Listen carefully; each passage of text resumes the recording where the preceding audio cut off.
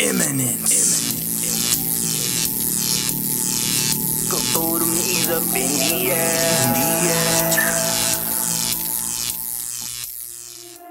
Je pense plus à lui. 9, 8, 7, we have a go for main engine start. 4, 3, 2, 1, and liftoff. Je pense plus à lui. Pour un homme, tu ne veux plus voir le jour. Des milliers d'entre eux rêvent de te faire l'amour. Ton corps est aussi beau que l'or, que l'aurore.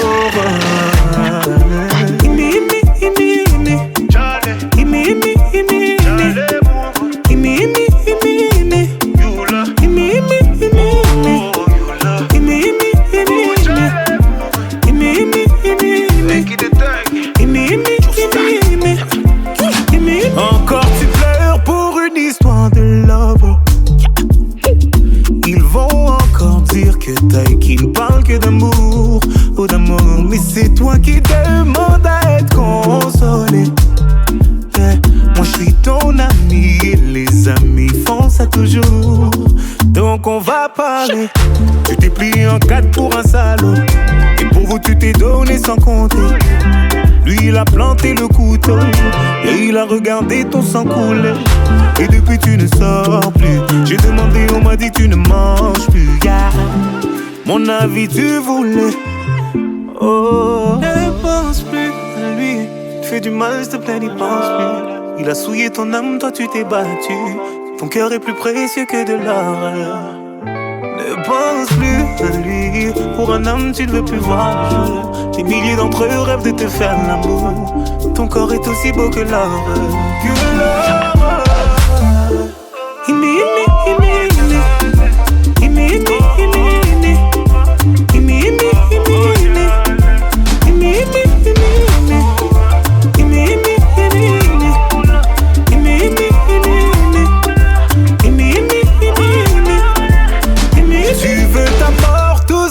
What is up, SFL Nation? And welcome back to SFL Nights with A.J.Striker. Thank you so much for joining me today or tonight or whenever you decided to hit that play button or turn on that radio dial.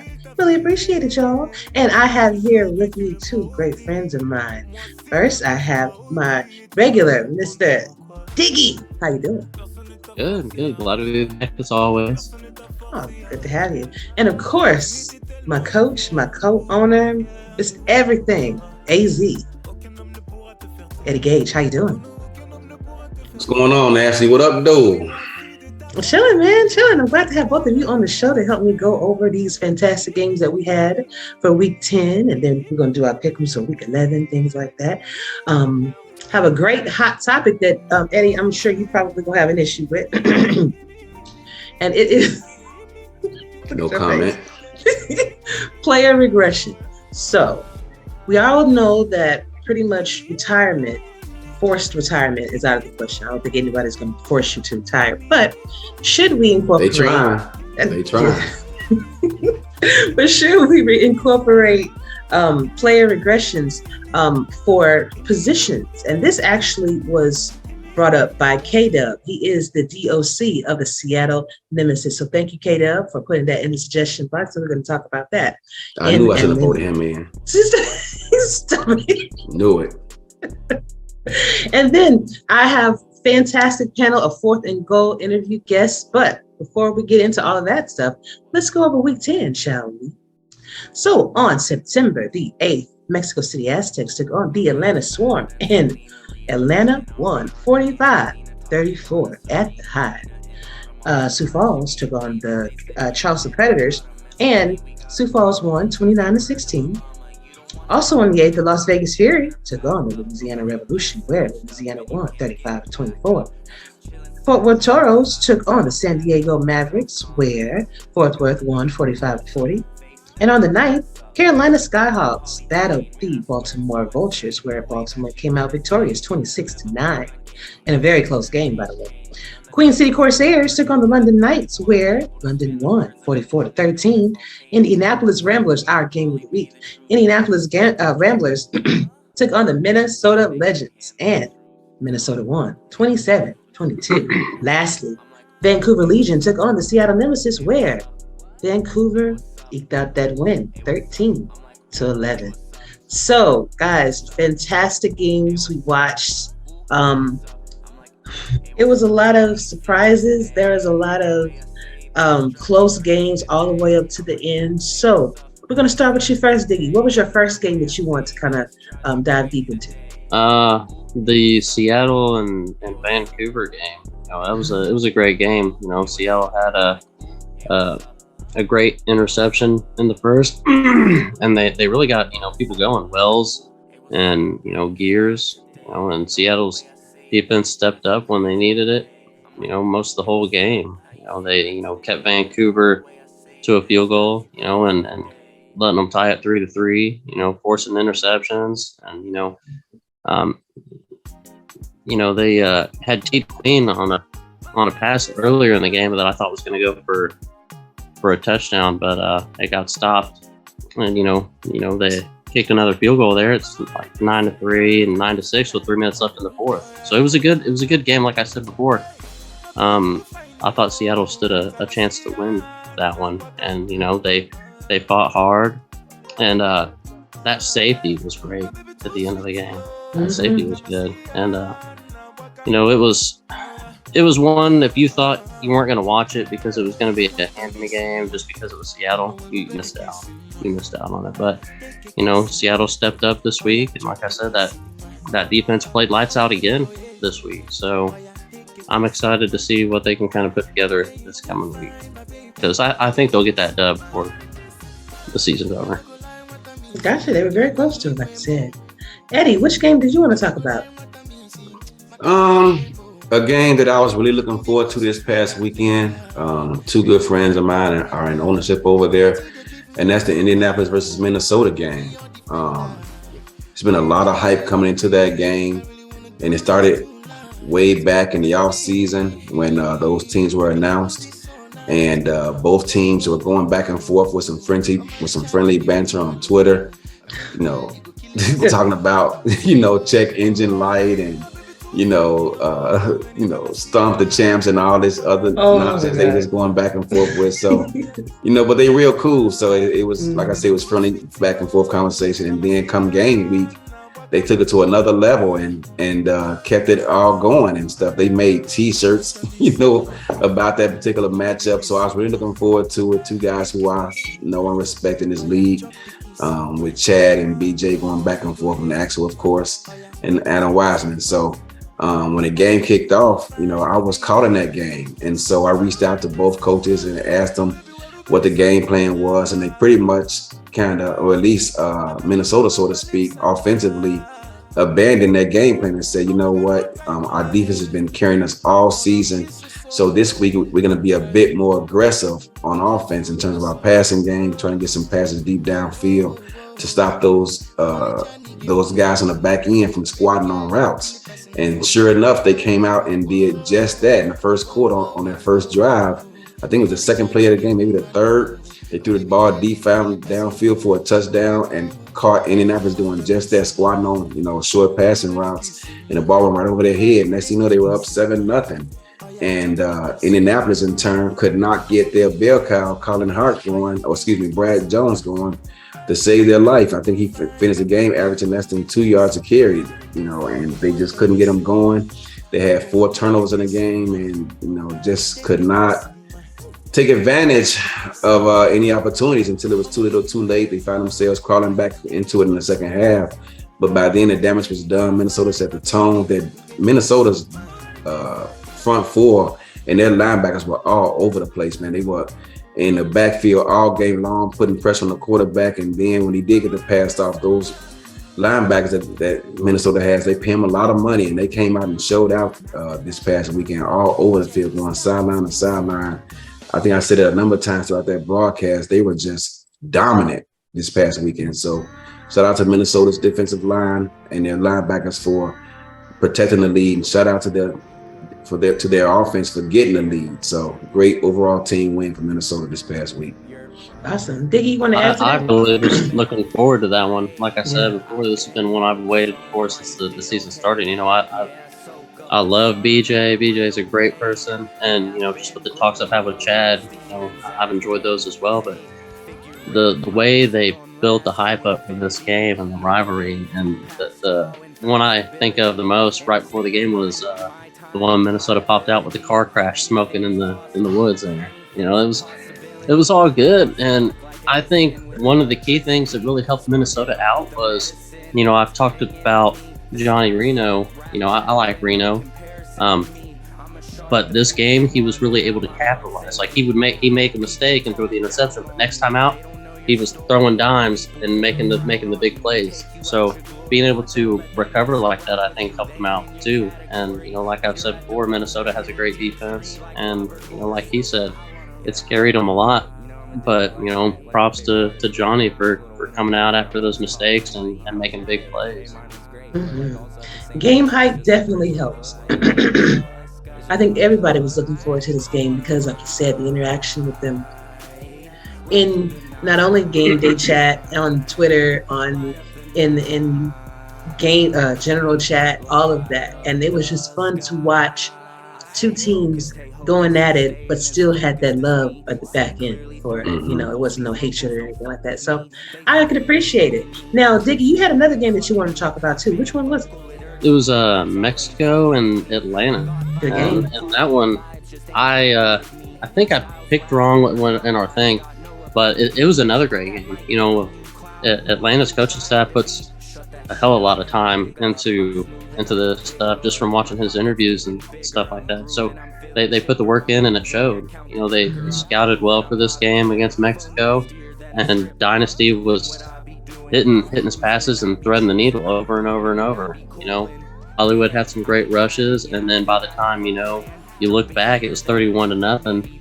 You know, then Mexico finally finds the scoreboard with a field goal, and it's like they pissed them off a little bit because they come out and get a pick six, you know, and score up. But it was just the second half, like I said before, some of these teams kind of slow down. You know, we've talked about that, and you know, it was just too much damage done at the start for Atlanta to come back, or for Mexico to come back and overcome. But great job by Atlanta, and it was a fun one.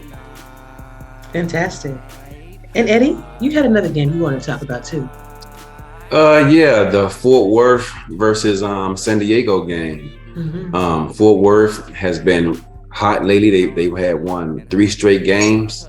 They were rolling, and this was a pivotal game that they had to win to continue that winning streak and to show and prove that everyone that they are here to stay. And playing against a team like San Diego, you know, your offense has to be able to score points because San Diego is going to score, but you're going to need someone on your defense to make a play so that you can stay on pace, stay on schedule, and not have to do anything too crazy that you're not comfortable doing. And Fort Worth was able to do just that, but they had to weather the storm because, as everyone knows, San Diego's offense does not get paid by the hour. They like to get up and down the field. And I told someone, I joked and said, San Diego's offense, you don't need cleats when you're going against those guys. You need track shoes because it's going to be a track meet as they get the ball deep downfield early and often. They do not mess around. And sure enough, San Diego came out doing just that. They were, you know, moving the ball up and down the field at will in that first half, throwing deep down the field early and often to guys like Liam Hammer and, you know, Scar Patterson had that thing going. And I think Liam finished the game with like 13 catches or something like that. So he was rolling.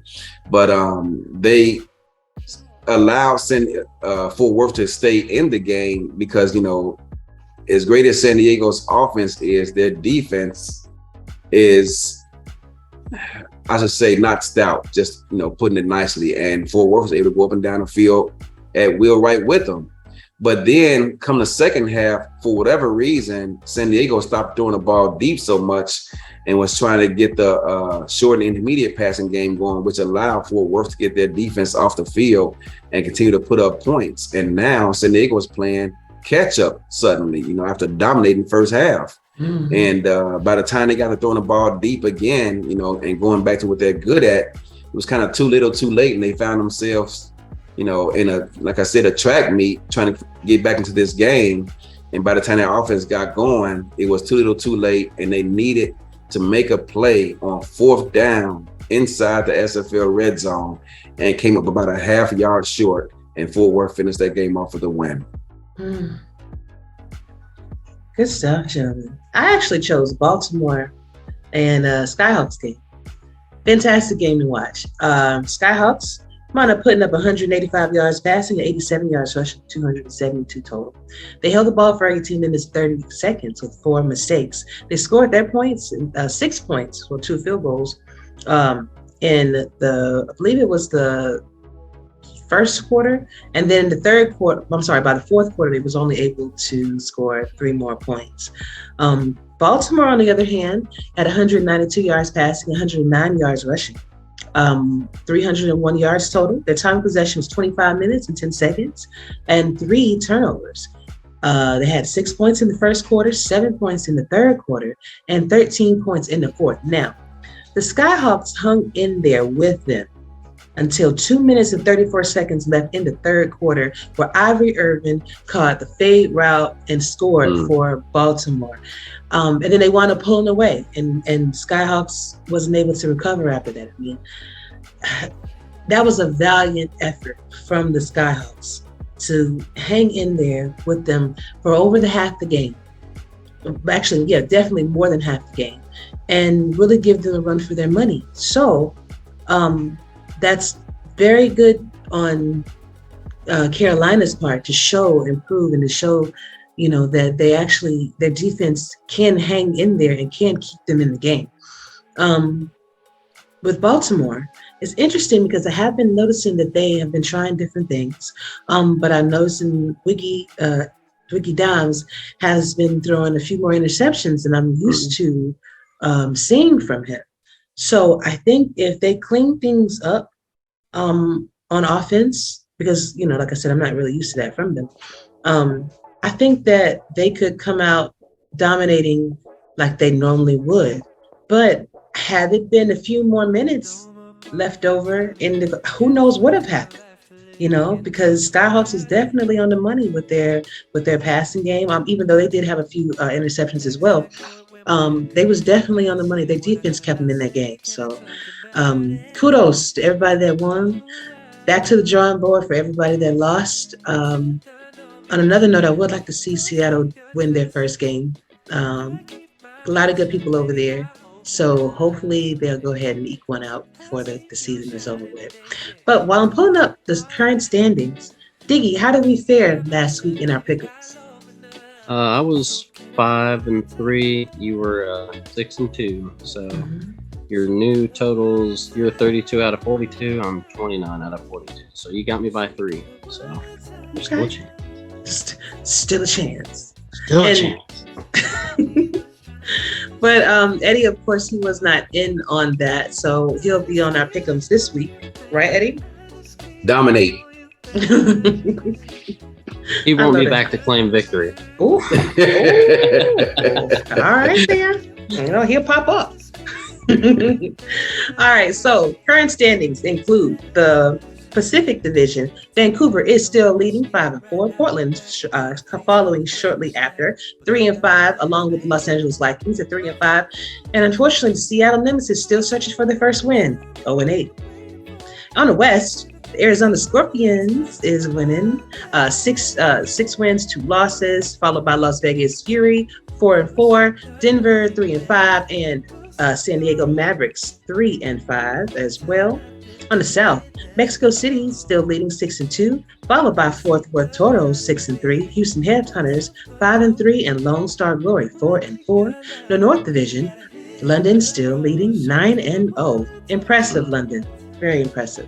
Canton Classics 4-4, Queen City 3-5, Motor City V8s 2-6. Florida Storm is leading the East Division with a 4-4, followed by the Atlanta Swarm 4-5, Louisiana Revolution 3-5, and Jacksonville Kings 1-7. And in the Atlantic Division, we have Baltimore leading that division 9-0. Incredible Baltimore. DC Dragons 7-1. Carolina Skullhawks 4-5, and Charleston Predators ending things off at 2-6. Lastly, the Central Division. Tulsa Desperados 5-3, leading the division. Sioux Falls 5-4, Minnesota Legends 4-4, and Indianapolis Ramblers 2-7. So Looks like not much has changed from the last time I've done this. So we're going to see if that changes with everyone actually playing this week. Now, fellas, we're going to slide into our week 11 pick'ems. So on September 16th, the Indianapolis Ramblers will be taking on the Charleston Predators at Fort Moultrie Memorial Stadium. So,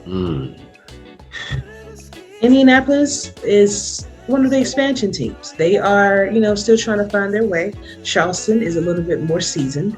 So in this case, I'm going to give this win to Charleston. It is a home game, and I just think that they will still have that advantage that help them out. What say you guys?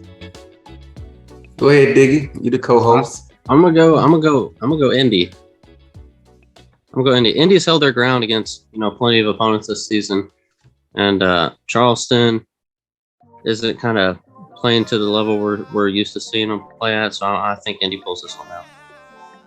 Okay, Eddie. I'm gonna go with Indy on the road with this one too. Got friends on both teams, so I apologize in advance to Charleston, but I think Indy takes this one. All righty then. The Lone Star Glory will be taking on the Jacksonville Kings and Kings Lair. Eddie, who do you have? Which Eddie?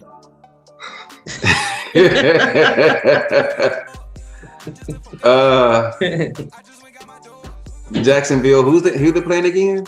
They're playing Lone Star Glory. I hate waking up saying it's been a glorious Monday, but I'm gonna root for. I'm sorry. I'm gonna pick Lone Star to win this month.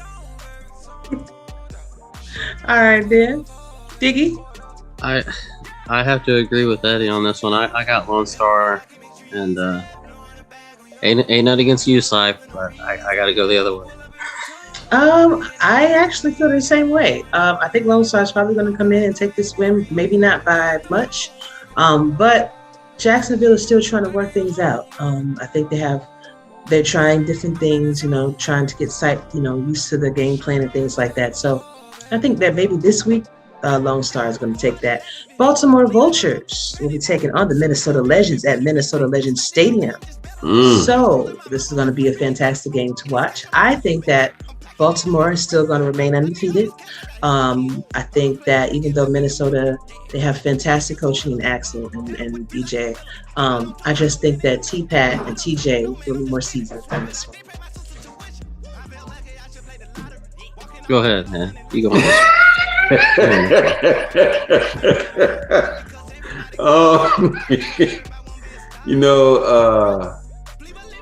Minnesota opened up their offense last week, putting up some points. I posted it in my channel, my Say With Your Chest server today. I'm looking forward to the Minnesota defense taking on that Baltimore offense.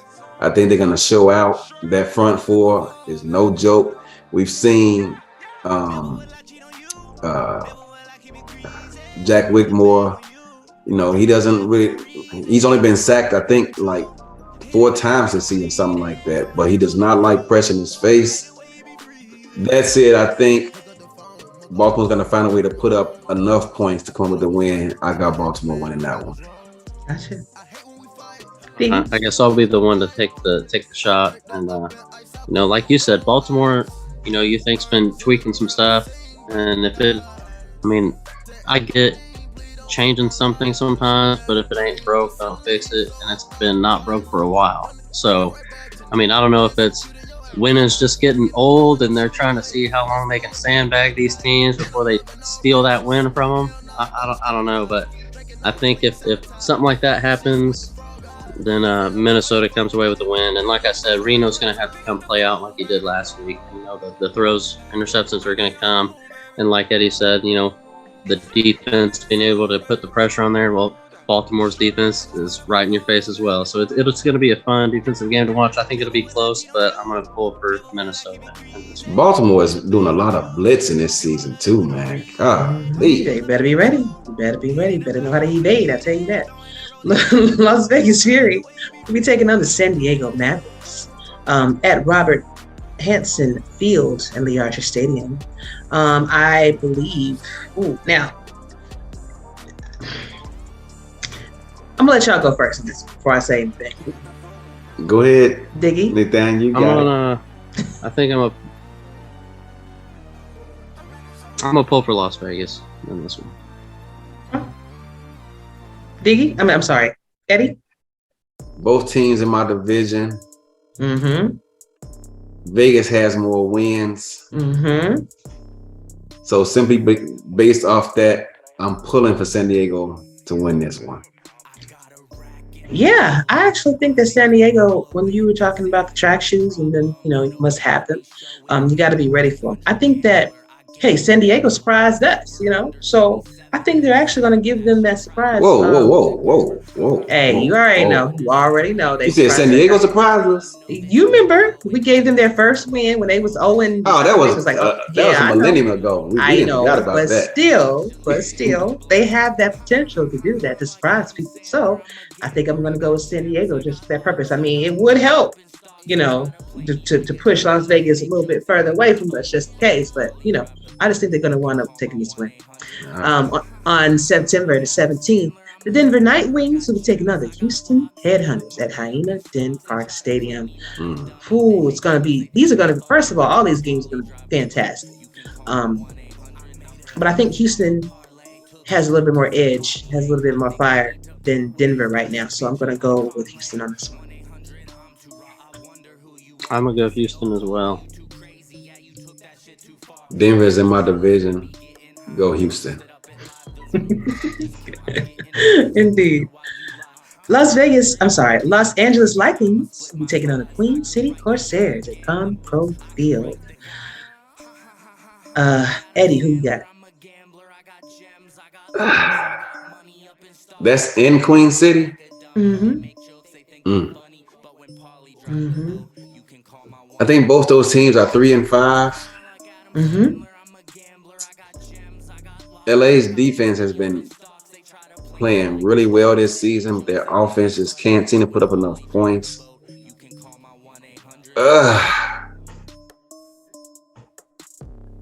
My man Sully over there in LA putting in that work, man. I'm gonna go with LA to go on the road and get that one. Okay. I'm gonna agree with Eddie.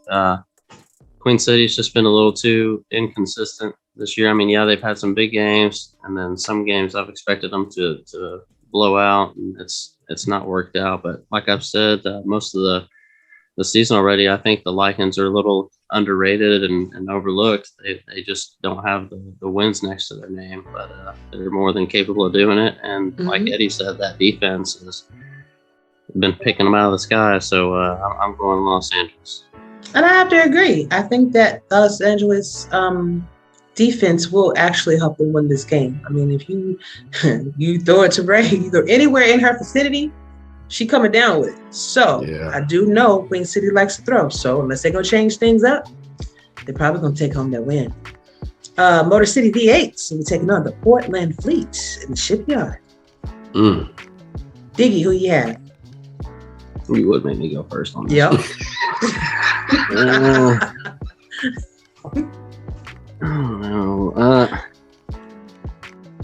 You picked Portland last week. And that kind of surprised me.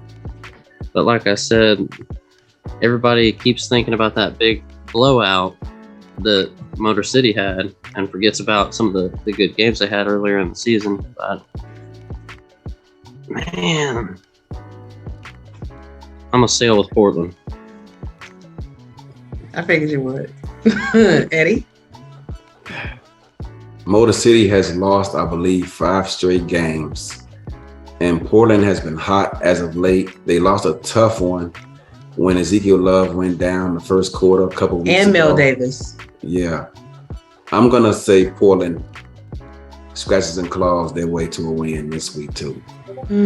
I say Portland by 3. No more than 7. But I think it's definitely going to be a very close game. When you trying to get fancy here, AJ, hey, the wins. I think Portland wins by at least 2 scores. She's trying to rub it in my face. Not only did I beat you, but I scored the points too. I predicted it. I think Portland wins by at least 2 scores. Yeah. All right. Well, I mean, we'll see. But I still think they're going to take home that win. Diggy. my game of the week, and I don't know if it's going to be everybody else's, but we talked so much trash on this show when they first came on. Canton Class is taking on a Seattle Nemesis at Seattle Nemesis Stadium.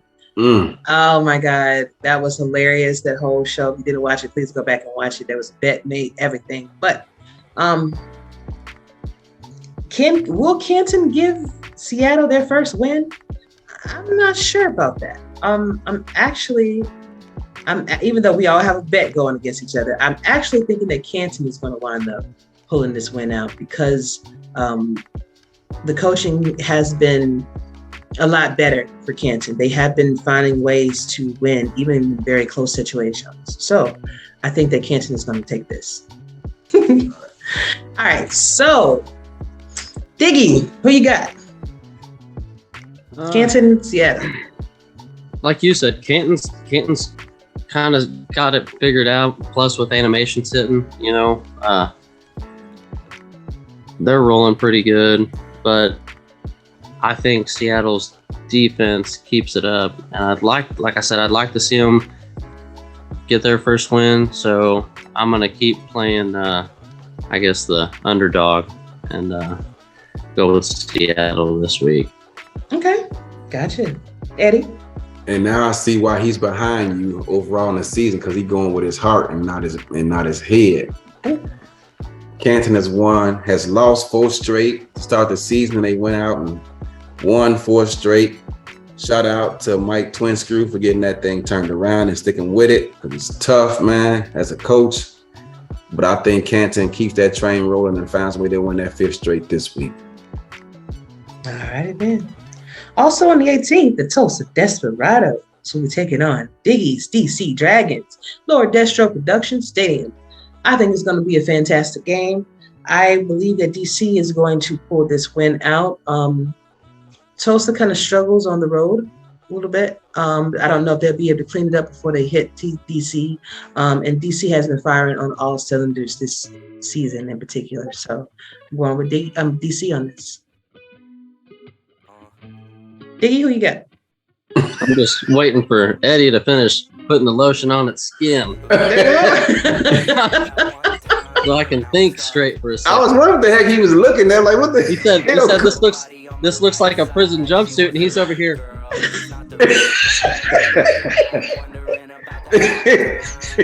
No, man, it's running low, so I gotta push it way down. I say, Diggy, you got some big pretty lips. No, I'm gonna go with DC obviously in this one. I'm gonna go with DC. What the hell is going on here? Okay, I'm sorry. Go ahead. Hey, man, bruh, Oh my God. I was gonna say something, but it ain't gonna come out right either way. But I'm just gonna keep it moving. Okay, what's wrong? I would really like Tulsa to win this game so I can get closer to getting the first round bye. I think it's gonna be actually a closer game than people think. But you're right, Tulsa's on the road, so I think DC takes it. My heart wants Tulsa to win, but I think DC takes it. Even though Destro my guy, I think it really could go either way with this one. Like Eddie's saying, yeah, Tulsa plays a little bit bad on the road, but yeah, I mean, if they are number one in their division. At some of DC's home games, I mean, it seems like everybody else gets like this home field advantage, but DC, I mean, we kind of struggle at home sometimes, and it's kind of crazy because I'm over here watching the game and I'm screaming, "Where's that favoritism at? Where's the home field advantage here? I'm not seeing it." But it's good. It's good. A close game, like you said, but I think we pull it out. So Indeed. The Atlanta Swarm will be taking on the Louisiana Revolution at Stack 'em Up Stadium. Gonna be a great game. The way Atlanta won against Mexico City definitely impressed me, and they were at home. And Atlanta, they're former champions, so I think that they, they're finding that whatever they were missing, I think it's starting to come into fruition now. So I'm going to go with Atlanta on this one. Yeah, I'm going to do that as well. I think the slide on Atlanta, they put that extra in on top of what they already put in and righted that. And I think they go back on a little winning streak here, and Atlanta pulls out the win. Gotcha. Both teams really need this win for, because their division is still up for grabs. At this point, only the division winner had a chance at the playoffs. So both teams really need this win. Florida leads the division at 4-4, but both teams are right on their tail. But Louisiana, for whatever reason, just like Vegas is Arizona's kryptonite as of late, Louisiana is the kryptonite of Atlanta for the past several seasons. That cover 3 defense, and sometimes even cover 2 that Gerald puts out there gives them headaches against everything that Atlanta likes to do. And I think that trend continues as much as Marcus my dude, but I think Louisiana takes it. Gotcha. Fort Worth Toros will be taking on the Mexico City Aztecs at Estadio Mac Wilson. Diggy, who you got? I think this will be a fun game to watch. I think Fort Worth performs really well, and I think Mexico City can turn it around after last week. Just for standings wise, Fort Worth. Gotcha. Eddie, who you got? So you saying you think Fort Worth, you picking Fort Worth to win so you can get some separation between yourselves and Mexico City. That's what you're saying. I gotta play Fort Worth in I think 2 or 3 weeks. I forget exactly when, but I'm gonna be watching that game real close because they've won, I believe, 4 straight games. But Mexico City, man, is a different animal, bro. And the teams that Fort Worth won 4 straight games with, I don't think either one of them is above 500. That said, that defense in Fort Worth is legit. They kind of took a step back these past couple of seasons, but they have figured things out. But I think Mexico City is going to pull away with the win in this one. I have to agree. Fort Worth has been playing lights out, has been playing a lot better than they have been with the past few seasons, actually. They are one of the teams that often go unmentioned, I think. Kind of flying under the radar for the good work that they do. But I do think because Mexico City has been so dominant, I think that trend will continue this game. Now, I don't think that they're going to win by much. I think it's going to be a very close game, but I do think that Mexico City will take this win. Lastly, the Florida Storm will be taking on our Arizona Scorpions at Fatality Field. It's going to be a home game for the Scorpions. We need this win. We need every win. Every win. Florida has often given us fits. They are dominant. You have Ron Cochran. You have the Hall of Famer Ron Cochran, Hall of Famer Big Sexy over there, making moves. And I got to be careful where I throw, because they will catch everything I pass over in their area. So I'm still going to give us that win because we have a stellar defense, and offense has been clicking on all cylinders since you have made those changes in the playbook that you said you were going to do. So I'm going to go for us. Diggy, who you got? Well, I was looking for a jacket, but I don't think I was going to freeze over and Eddie pick against himself here. So I'm gonna go with Arizona as well. I think y'all had a great run going on, and it would be a close fun game, especially against Florida. And I think y'all will pull it out by more than 3.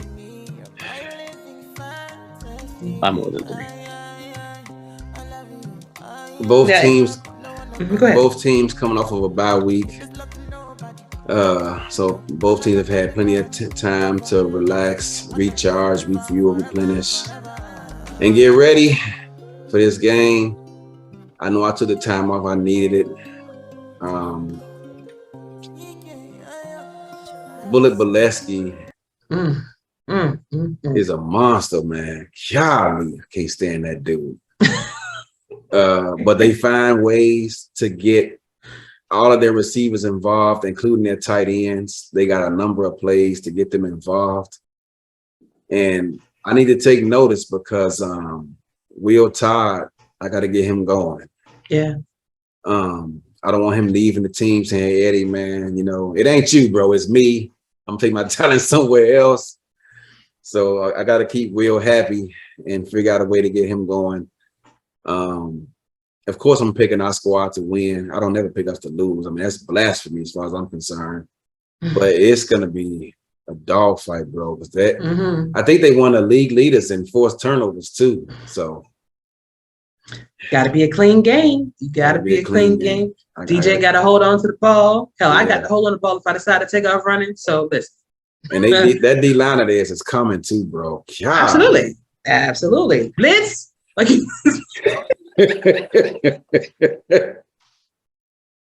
blitz everything. Indeed. Gentlemen, thank y'all so much for your input. Now we are going to slide over to our hot topic conversation.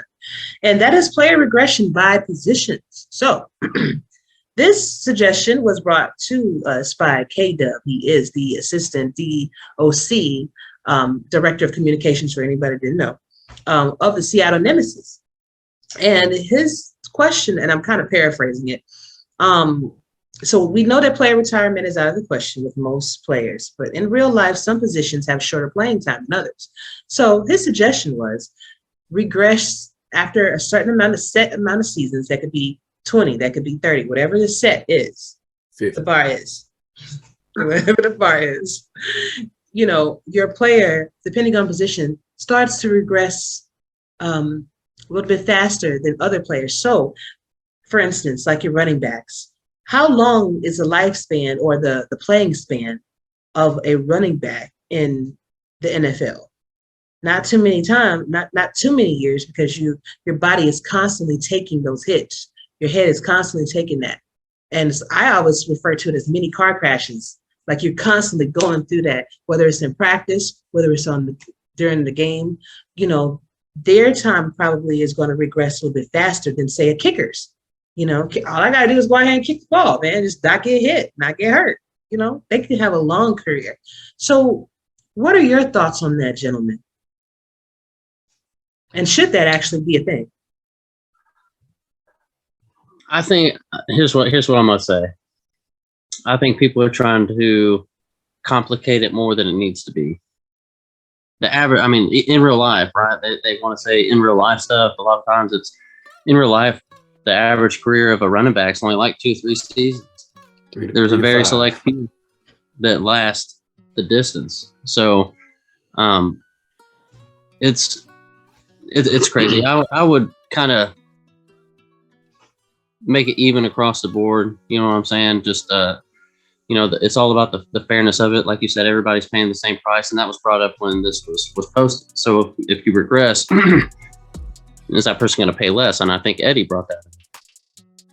But for me to kind of blanket it across and find at least some kind of happy medium, because I saw people saying, hey, let's regress 2 points on this, minus 3 points on this.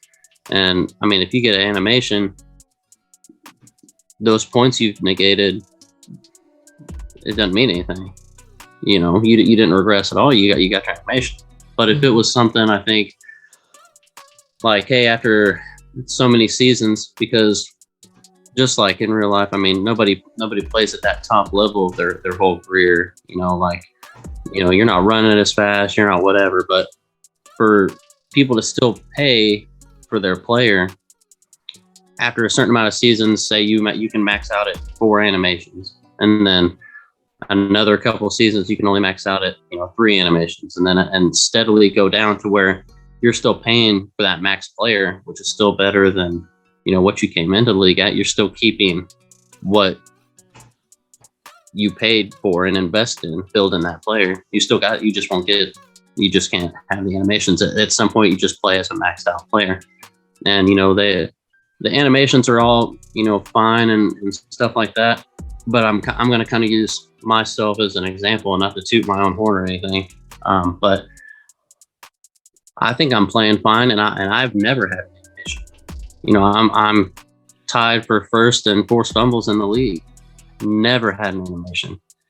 So, and I'm not even maxed out yet. So, I mean, playing as a maxed out player at some point in your career, I think should be okay with that. But like I said, there has to be a limit somewhere. You can't be a high level all the time. But there's people that are above me as well. Like I'm sure they'll say that there's max people that aren't playing to the same level as some of the rookies are. So, I mean, it's fair, but just to kind of make it non-complicated, short, to the point, fair across the board, that's a steady regression for every single person in the league. Kicker, running back, quarterback, because everybody's paying the same amount of money, unless you're an owner or whatever. Yeah, well, I was running back to quarterback. Go ahead. I had an idea because it comes into, I brought it up to my coaching staff to be brought up to the owners at, I guess, the end of the season when everything's said and done. We're going to get to the point where we've got people that are maxed out. Okay, so if you're maxed out, kind of like Potty is. Okay, Potty's maxed. You just sit there? What do you? There's no drive or feeling like you're doing something for your team, right? So I was like, well, at the end of the season, it might have more weight coming from somebody higher up to bring forth the suggestion of let that player still have a progress and feel like they're helping their team, but make it like a half a point each week to roll into the team's bank to put towards offensive line or defensive line or generic only players. So you're still getting the feeling of helping and contributing to your team, and it adds on to your stuff after you've all had the cap. You may not have had that extra point or two to roll into your offensive line, but they're still giving you that. So it's like still building towards those animations, but it takes 2 weeks to get a point to add towards that line. Something along those lines. It still helps the team. Still gives them a purpose and a reason to go in there and progress each week and check in. So if I'm hearing this correctly, are you talking about maybe like a player bank? So let's say everybody that has maxed out, those points can go towards a bank where if, let's say coaching, let's say if Eddie needs to use them for our kicker or to use them for our O-line, they could actually take those player bank points and use them towards those players. Is that what you're kind of saying?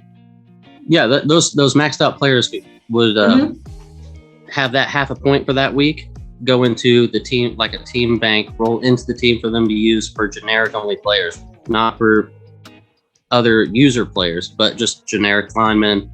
If you had a generic kicker or punter, yeah, that 1 point eventually can roll in back into that. Okay, interesting. Eddie, what do you got?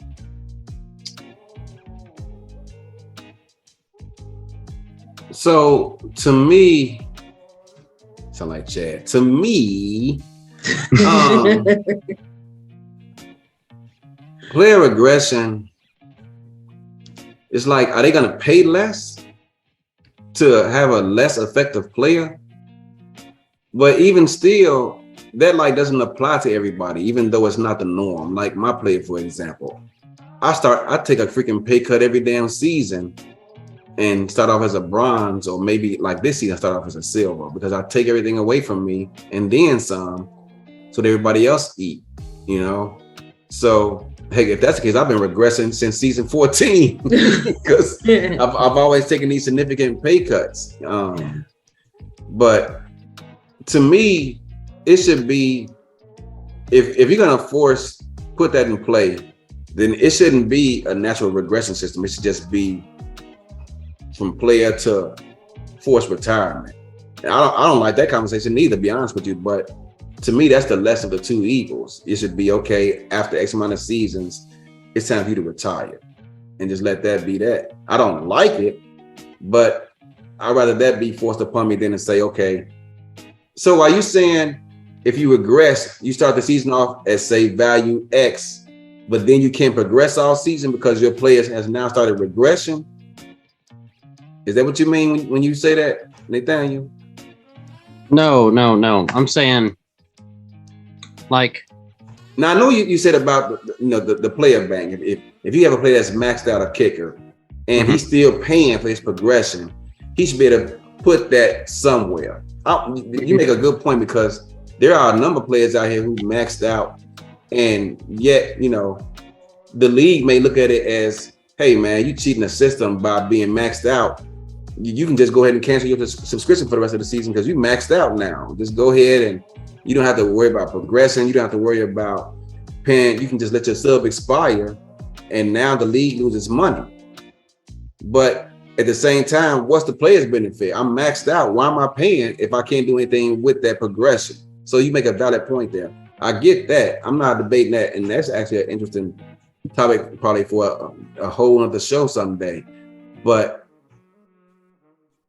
I think regression,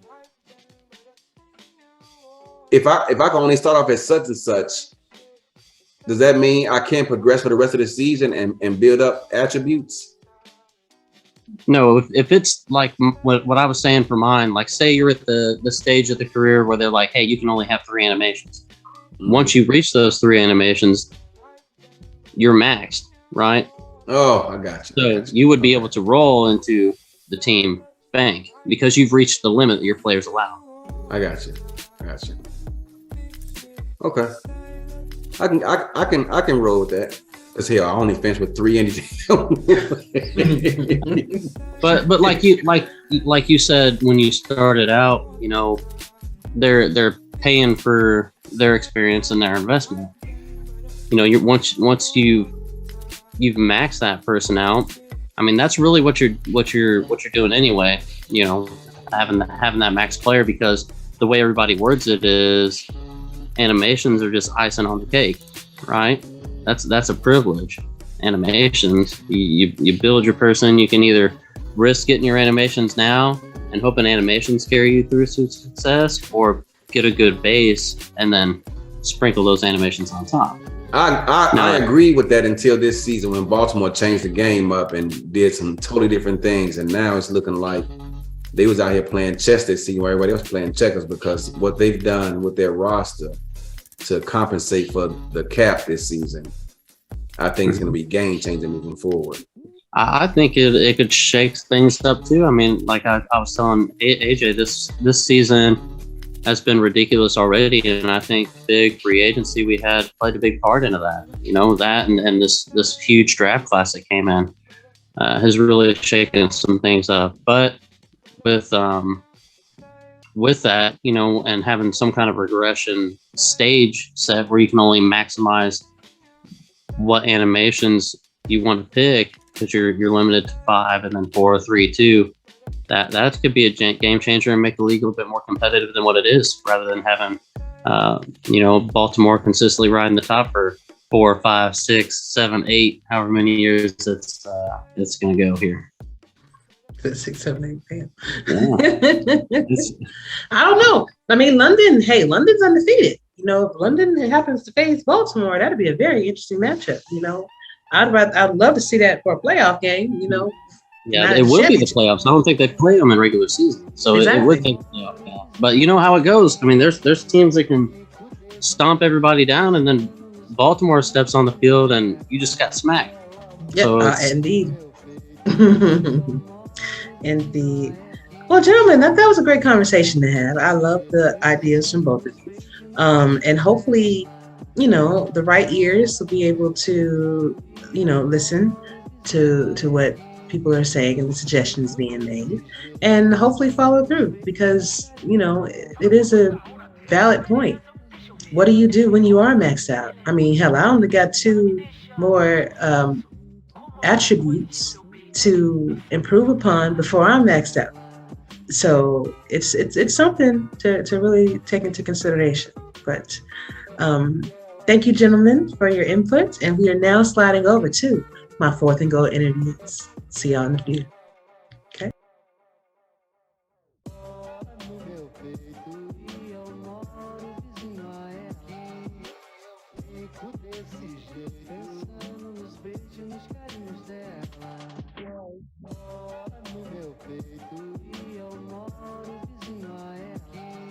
All right.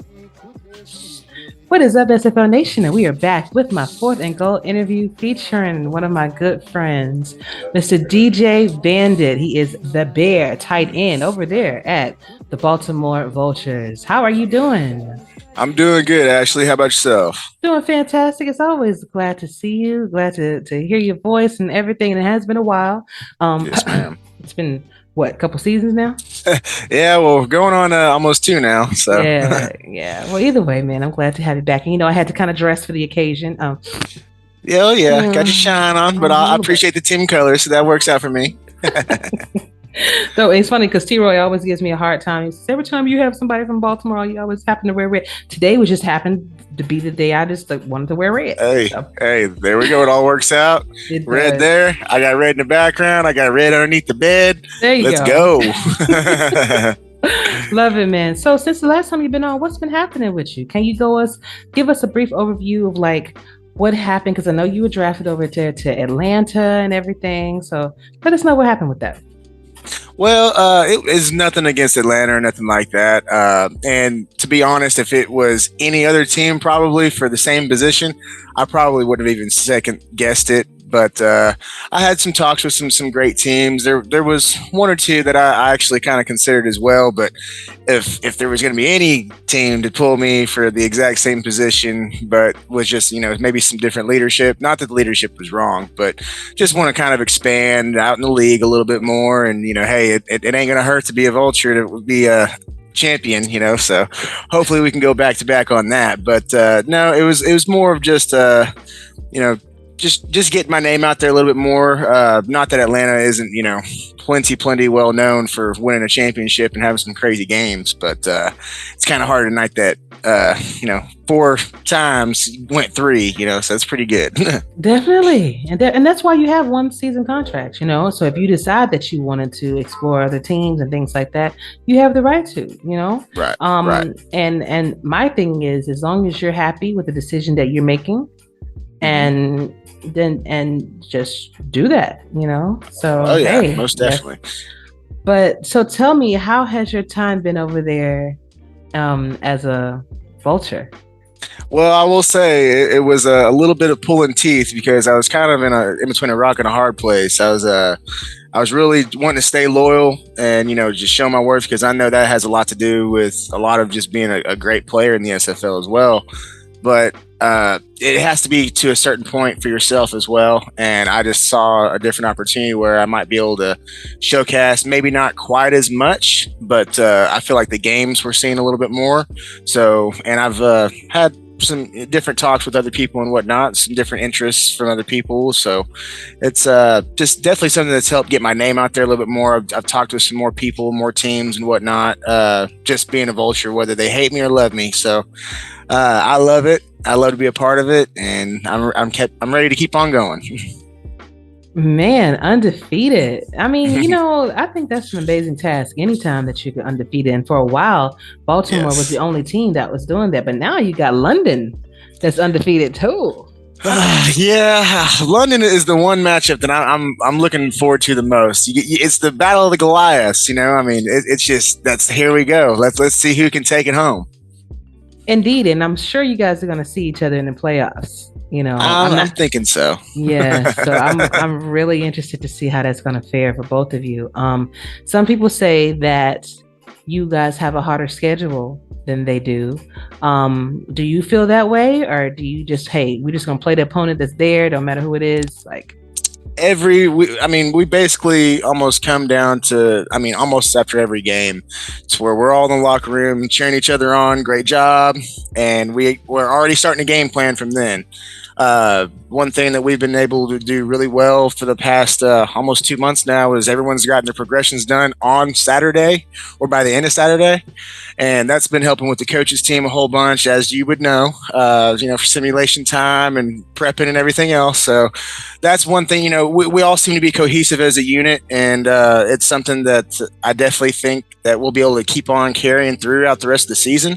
Hopefully we can, not have another Sunday input throughout the rest of the season, which I think is very, very possible. But just the game plan and all the way around, the open ability about it, and just like I mean, I love all the way around. I mean, it's a lot of what I had in Atlanta, but just, different people, different team. And, it's been a winning culture. So it's kind of hard to deny.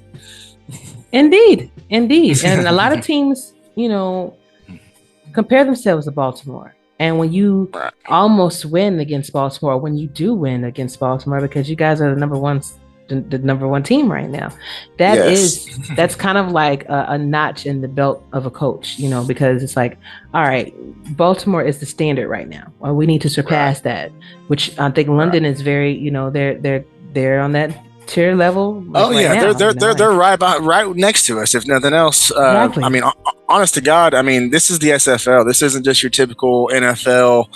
So simulation, anything can happen on a week-to-week basis. I mean, even being undefeated, there's still been plenty of nail biters for us where really was not thinking we were coming back to that. And just, man, our defense, DeWake, hashtag, or, shout out DeWake.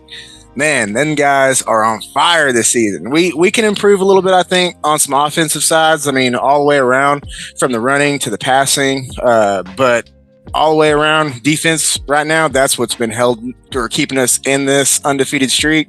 So shout out to them. Defense does win championships. Defense can definitely make a difference in your game. Case in point, this past game with you and Carolina Skyhawks, like, man, I was wondering how you guys were faring in the locker room, because it was 6-6 until it was like, I think it was 2 minutes and 34 seconds left in the third quarter. And I was like, ooh, because I tuned in kind of late. Stupid low scoring. Red. So the defense is on both sides, which is there. And it was exciting to see, a team take you guys down to the wire. I mean, of course, you guys always find a way to put that fourth quarter comeback or whatever y'all do. Some kind of magic y'all got that, you put your feet on the gas and then it just, keep going. That Ivory Irvin, that fade route to Ivory Irvin. Oh my God, that dude is unstoppable. He was at least last week. I mean, I got hurt the week before, so I didn't see a whole lot of action really the last 2 weeks, but I've been in there on some blocks and stuff and some runs and everything else. But I mean, just Ivory, that man is a monster. Holder, monster. Chima, monster. I mean, Enzo, I mean, it goes on and on and on. Lloyd Graham Jr., the one above me, I mean, my God, he had a hell of a game in that game, too. I mean, I think he had, you've got the stat sheet, I'm sure you do. So I'm thinking like 7 or 8 catches, if not more. I can look at that right quick. Actually, Lloyd Graham was able to get, he's 5 catches, 47 yards. There it is. Okay, there it is.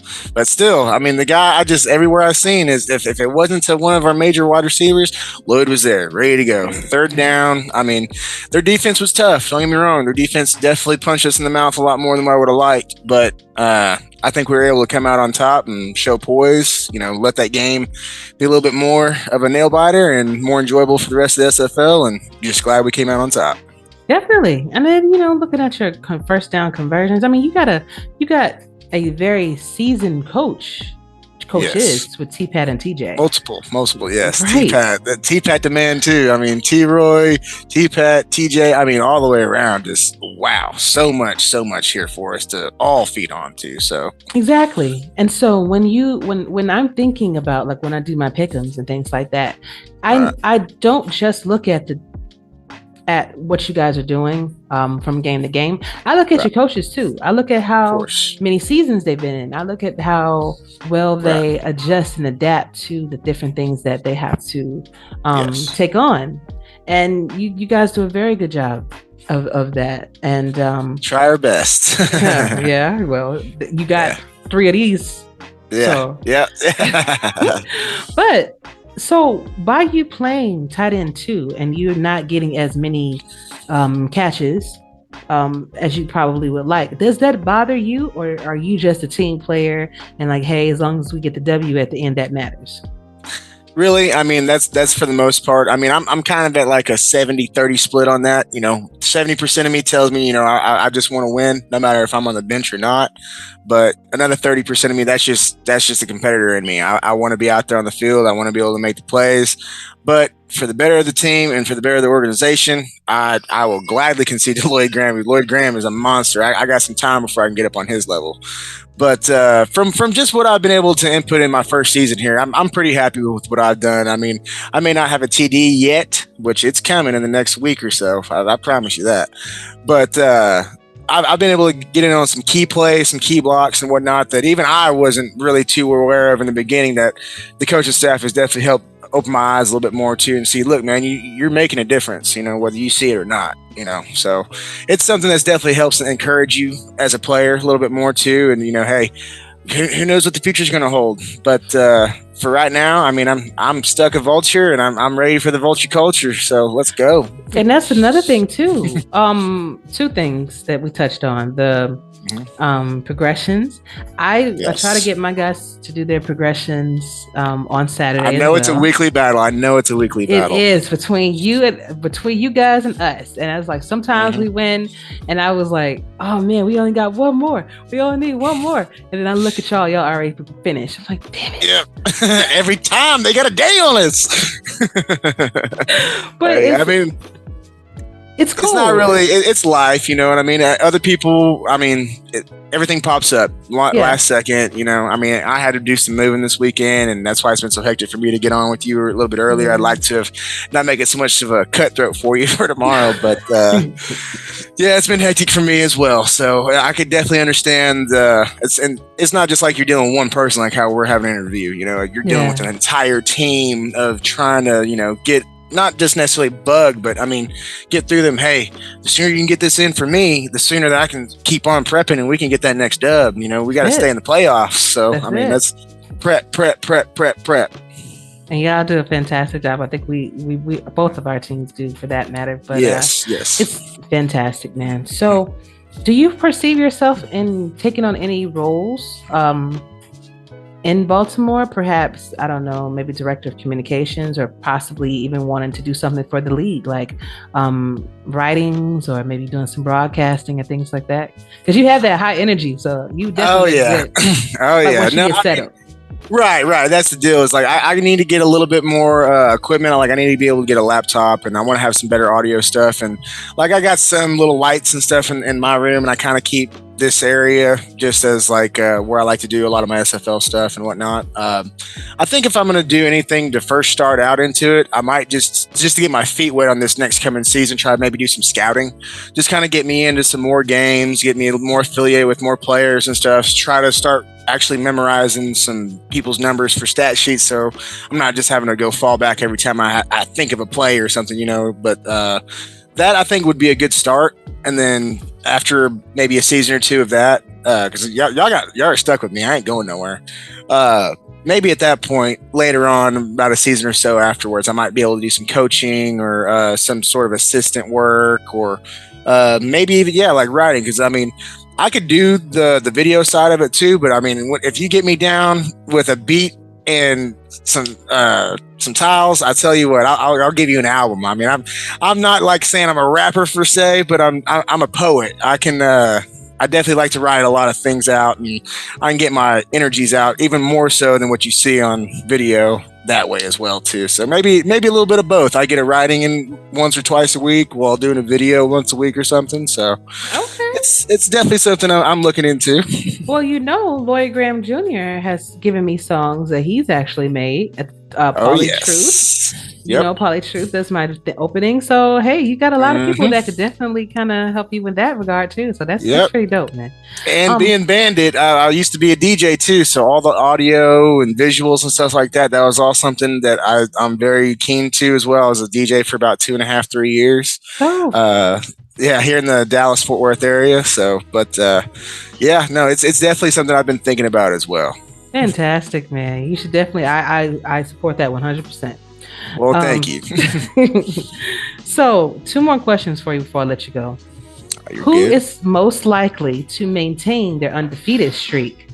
You guys or London in the playoffs? Got to come with the first tough question, don't you? All right. I hate to be just like sounding overly cocky or anything like that, and I don't want to put any bad juju on my team or nothing, but I have full-fledged confidence that London will probably get a loss before we do, just off the sheer fact of I believe in every one of my guys so much that I don't think that there's going to be a loss this season. But if it happens, don't quote me, we will bounce back stronger than ever, and then now you're all going to be gunned out, and good luck for the rest of the season. I tell you what, you definitely want to, if you're going to lose a game, you want to lose it right now, because you don't want to wait to the playoffs, Yes, I agree. I'd rather it happen in the next couple games and get them little jitters off. Mm-hmm. I'll take the one loss on the season for the championship compared to losing the championship game or something like that. You know what I mean? So, I mean, all the way around, it's going to be a battle. I mean, I think low key, London and us have an unspoken battle to see who's going to keep that undefeated streak going. So it'll be very interesting to see throughout the next couple of weeks kind of how it pans out for us. Indeed. What are your thoughts on player regression? So we already know that people are not too keen on retiring their players, period. They've been here for season after season after season. So, and then they're paying their money. Right. And then you're paying your money each season. So it's not like this is a free thing. But you're going to be 84 out on the field? Listen. We're not all Tom Brady, guys. Come on. Or Aaron Rodgers. Or Aaron Rodgers, for that matter. Golly, that dude, he's pretty up there, too. Yeah, he is. Did you see that game? I wish I didn't.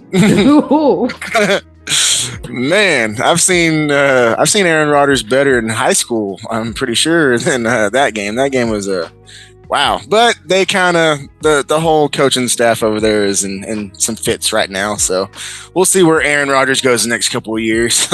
Okay, because that discount double check, he definitely got checked that last game. Oh yeah, slapped up in the mouth. Ooh. But so what is your thoughts on player regressions instead of retiring? Like let's say after you have a certain amount of seasons under your belt, and let's say you're maxed out. How do you feel about slowly, just like in the regular NFL, like running backs, they may have to your prime and you got to fall back. I mean, Deion Sanders ain't prime time now. I mean, he used to be prime time. So I mean, I totally, I think it would make it more realistic side than if it being more of like a Madden, I don't know, century of, oh yeah, I'm the best in Madden football, period, dot. No one can beat me. And that's just the end of it.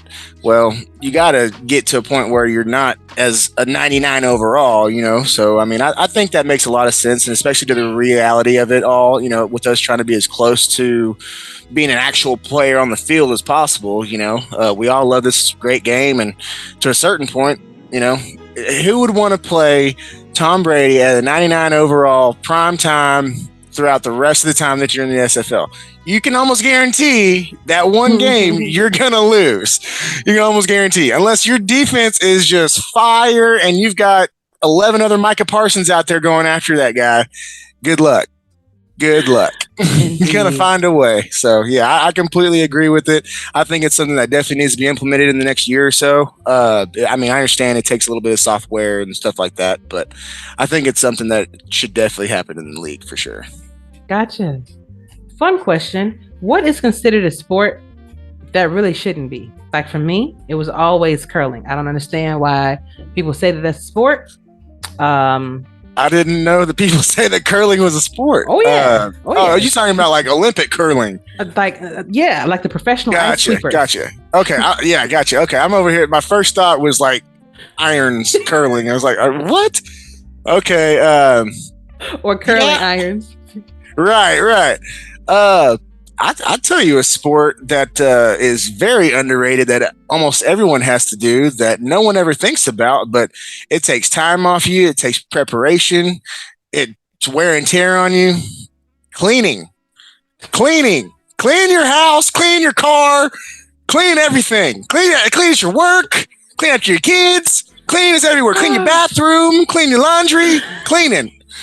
That right there is a sport that should be on the Olympics. I want to see the baddest ass moms go at it. I want to see a load of laundry. I want to see vacuuming. I want to see Swift, like the Swiffer out, the Dustin. I want to see all that. Because that, I'll tell you right now, I'm a man that works out in the sun, and I don't want to do that all day long. No, thank you. That's a sport that should be a sport right there, America. Get it in there.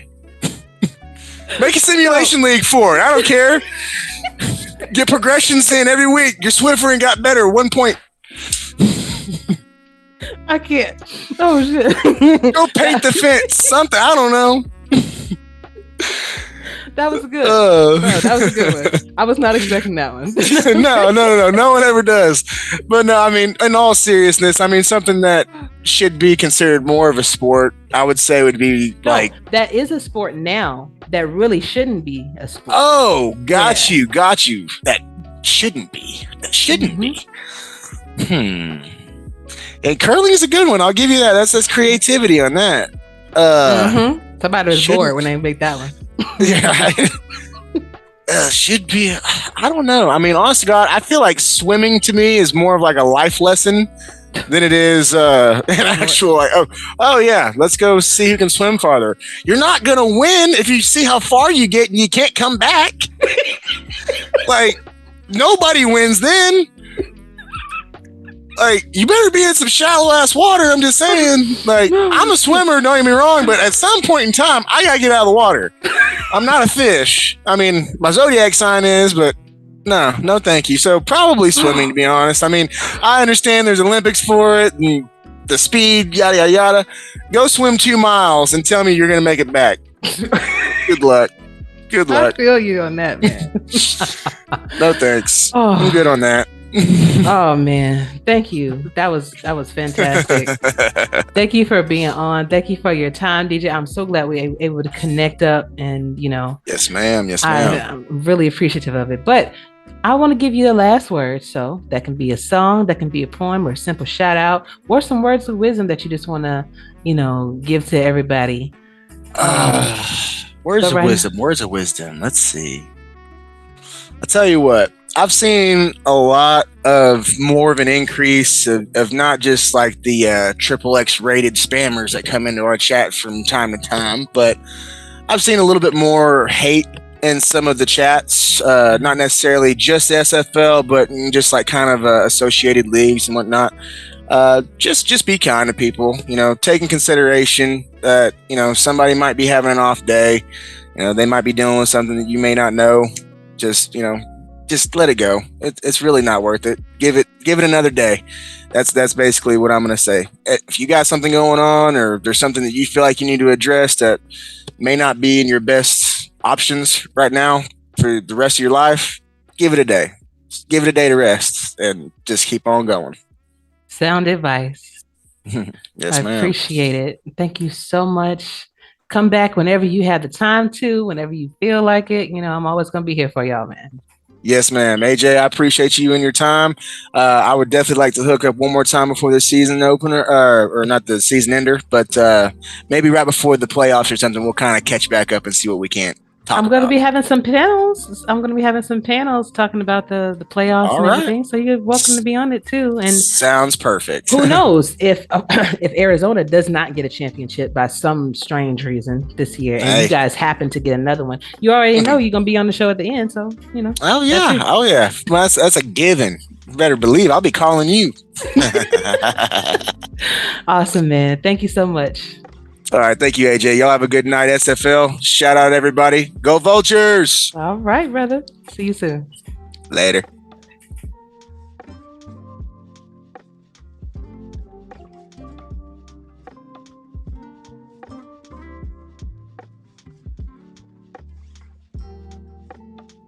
What is up, SFL Nation? We are back with my second, fourth, and goal interview for the evening, and he is Mr. Jacob Bouvette. He is the owner of the Portland Fleet. How are you doing?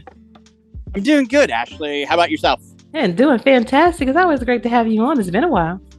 It has been. Yes, it has. It's been since you became a wonderful owner. So congratulations on that honor. Thank you. And it was I'm really happy to have that opportunity, placed on my shoulders, joining with you guys, because ultimately that is something that I wanted to do. I wasn't sure if I was going to be doing it at, in Arizona, but it wound up happening. So I'm really glad for that. But how have you been doing, just in general? I've been doing well, living the dream up here in the great Northwest, dealing with some wildfires all around us and dealing with the smoke and bad air. But other than that, girl, I'm doing good. I'm happy, I'm safe, and I'm healthy. So I can't ask for much more than that. Indeed. And that's all. I was concerned about that because I knew you lived in the area, and I was wondering how it was affecting you. But it's good to know that you're doing good, man. Yeah, it's just besides some crappy air quality, but other than that, I'm it's far enough away. It's just the wind blowing it in on me. Got it. Well, hopefully all that stuff will clear up soon. Hopefully, definitely. So let's get to talking about the Portland Fleet now. Yes, please. So you're number 2 in the division, in the Pacific Division, we are. Right back. Yeah. Only a game and a half back from Vancouver. Yep. So tell me, how do you think your season is faring in your eyes as the owner and coach? Well, I'm not the coach. Right. Ezekiel Love is the defensive coordinator. Mel Davis is the offensive coordinator. So I just kind of oversee everything and make sure that playbooks get submitted at the right time. Mm-hmm. Sorry, it's loud, but you're good. Girl, I think it's going all right. We knew that we had a tough shake in the beginning of the season, and in the middle of the season is shaking out just about how we planned. You never planned for injuries such as Ezekiel Love getting injured or Mel Davis getting injured during a certain game, and that changed the course of that particular game. Definitely. What was the team like during that time? Because I actually watched the game, and I was really surprised to see both of them go down in the manner that they did. I don't think I can say the words that were said here on the show. You can. That was said in the locker room. But besides that, it was, hey, things happen. Let's get it. Let's take it out on LA next week, and that's exactly what we did. Yes, indeed. And by LA being in your division, that actually puts you above them. It did. And I chose you guys to win. I just felt like you had a better run game, definitely with Ezekiel Love, and I felt like you guys were going to be using that more because LA has some ball hawks. Like when we played them, I think Rachel Colston caught like 4 of mine, so it was very smart of you to kind of go with, of you guys to go with that ground game instead, because that was one of the reasons. But don't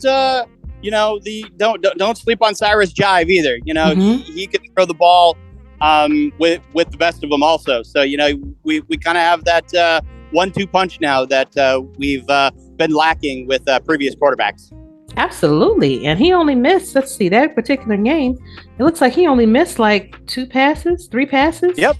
And that's been par for the course for Cyrus this season. I believe he broke the most completed passes a couple games ago. He should definitely be in the talks for offensive rookie of the year. Definitely. So what do you think that Mel Davis and Ezekiel Love, obviously you guys have a fantastic defense, and you're like I said, your offense is firing on all cylinders too. It's just about that consistency. What do you think that you guys would have to do from the owner's standpoint, watching everything, overseeing everything? What do you feel that you all have to do to be able to be more consistent? Again, I'm going to go back to the game that we lost in between is avoid injuries. And I think that we could be on a 4-game win streak. So really, I don't see any changes that need to be done on the offense and or defense of the ball. I believe that we're clicking at the right time that we need to click. Indeed.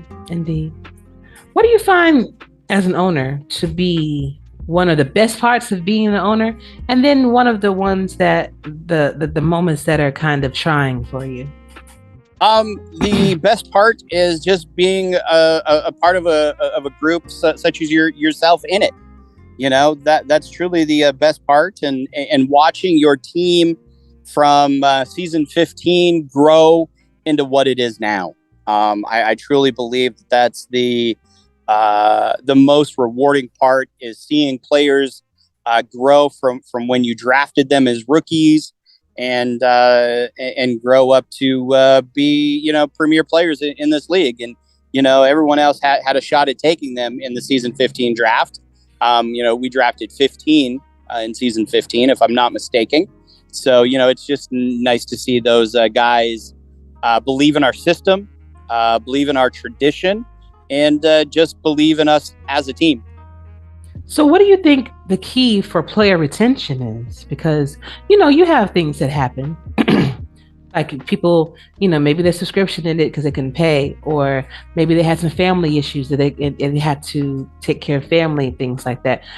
Besides that, though, what do you think is one of the key secrets is to retaining your players? Nelson Lozano and Mel Davis. That's my key. Okay. So what do they do so special that, in your opinion, that makes people want to stay regardless of the season that you have? Just how Nelson talks with the players, gets to know the players. Truly, it's an interview process, you know, when we're looking at picking up free agents and or drafting people.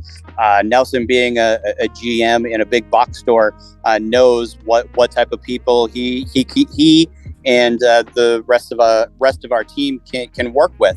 And if you really don't fit in that dynamic of what he's looking for and what the Portland Fleet are looking for, you generally probably, you know, not what we deem a possibly a long-term person. Now, interviewers and, you know, and that type of thing, they sometimes, they don't want to talk over the phone. And so we feel here in Portland that we need to hear your voice. We need to hear the tone in your answers and that type of thing. Indeed. That is important. Because when I do these kinds of shows, and when you have Mike O'Neill and when you have Eddie Gage and when you have everybody that are doing these shows and trying to get people out there, you get the chance to see, because we're all avatars on the field. You're just a player, right? Yep. But it's the person behind the player that's much, much more important. So when they can see your face, when they could hear your voice, and they can associate that, I think that it's more personable that way, because we are trying to. Mm-hmm. And Ashley, you know, it does get personal and that type of thing. And it also, as you know, being a GM and now an owner, it hurts when the people that you invested so much time in decide to spread their wings out and go somewhere else. You know, that's where you have to take this league personal, and also on the business side of it, saying, hey, this is just business. It's not personal. Indeed. And that does work both ways. When you're forced to cut someone, that you may not want to cut, whether it's salary issues, whether, they, for whatever reason, or they don't fit your mold. Right. They don't fit what you're trying to do with your team. And, we as owners and general managers and director of player personnels and defensive coordinators and offensive coordinators, they're looking for people to fit their scheme. It's no different than running an actual NFL organization. Indeed. And that's what we're trying to build. That's the experience that you want to have. Exactly. That's why we have the draft, where you hear your name called, and then you get all your screen time and things like that. So pretty good. Now, what are your thoughts on player regression? So, we have people that's been in the league for a very long time, and their players have been in the league for a long time. I think that mandatory player retirement, it pretty much kind of out of the question, but you never know how things happen. But how do you feel about player regression? Maybe a certain position regresses a little bit faster than the other ones, because in real life, that's pretty much what would happen if you utilize first, let's say, a running back versus a kicker. You know, what are your thoughts on that? Well, here are my thoughts, and I've said this numerous of times when this has been brought up to myself and an owners group, but mostly to myself, is how can you regress somebody paying money? Now, I understand if us owners are paying the players, X amount of money, then yeah, we can, take away a couple points here or there. But when they're paying customers, you can't do that.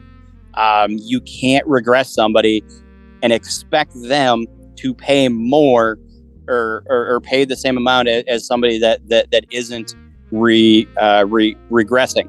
Now, for the retirement topic, again, the same thing. So why are we forcing people such as, I'm going to throw his name out there, and Eddie Gage or Damon, or somebody along those lines that been here forever. Granted, they're owners, I get it, it's a little bit different, but why do you want to kick those people out who have invested time, energy, and money into something? It's not something that I could ever get behind, because why do we want to suspend or hurt people who believe in our product and want to continue spending money? Good point. Fantastic point. And that's just a question that was presented in the suggestion box from KDev, and I thought it was a good question to ask, because you do have players that are starting to get maxed out. And so Diggy actually brought this up, and when you actually watch the playback, you will see how he put it. But he said that maybe the people that are maxing out, maybe they can use like a half a point or maybe a point to go towards like a player bank for your team. So when you have the owners and when you have the coaches that need to put points on generics, so let's say they were unfortunate enough to get a punter, or they weren't fortunate enough to get a kicker, you can use those stacked progression points from all the people that have already maxed out, but they still need somewhere to go. They still need to progress. They can use those points to actually make your offensive line better, or, your secondary players better. What are your thoughts on that? I could see that. Another thing, with, you can look at regression. I'm sure that there's players out there that lose attributes, points for salary caps. So I believe regression is happening, because we're cutting animations, and that's a sort of a regression. And it could come to a point where the league, and hopefully, this doesn't happen because I say it, but they could make the salary cap so tight where you actually have to start looking at attributes and start lowering attributes on players just to fit under a salary cap. So again, I believe that it's already happening currently with the removing of high animations, low level animations, and possibly people losing certain attributes that they may see a difference in aggression. If they don't want high aggression, you're going to lower your aggression points. So I truly think that it should be a player topic, where if a player wants to regress on certain attributes, then most definitely, but it definitely shouldn't be something forced in by the league. Got it. Fantastic. What do you say the Portland Fleet's motto or the culture? How would you define your culture? Be the tradition. Okay. For someone that's just joining, what does that mean to you? Be the tradition of the Portland Fleet. So, look at our culture. Look at how we hold ourselves in chat and that type of thing, and just be part of that tradition and bond. And currently, it's nothing but a brotherhood. And if we do get a sister in the brotherhood, well, then it'll just be a brother sisterhood. But for right now, it's a family brotherhood. Awesome. So, a couple fun questions for you. Sure. I don't know if I've asked you this. I don't know if you've been on the show to answer this one yet, but what is considered a sport right now, currently, that should not be a sport at all? Like, why did y'all do this?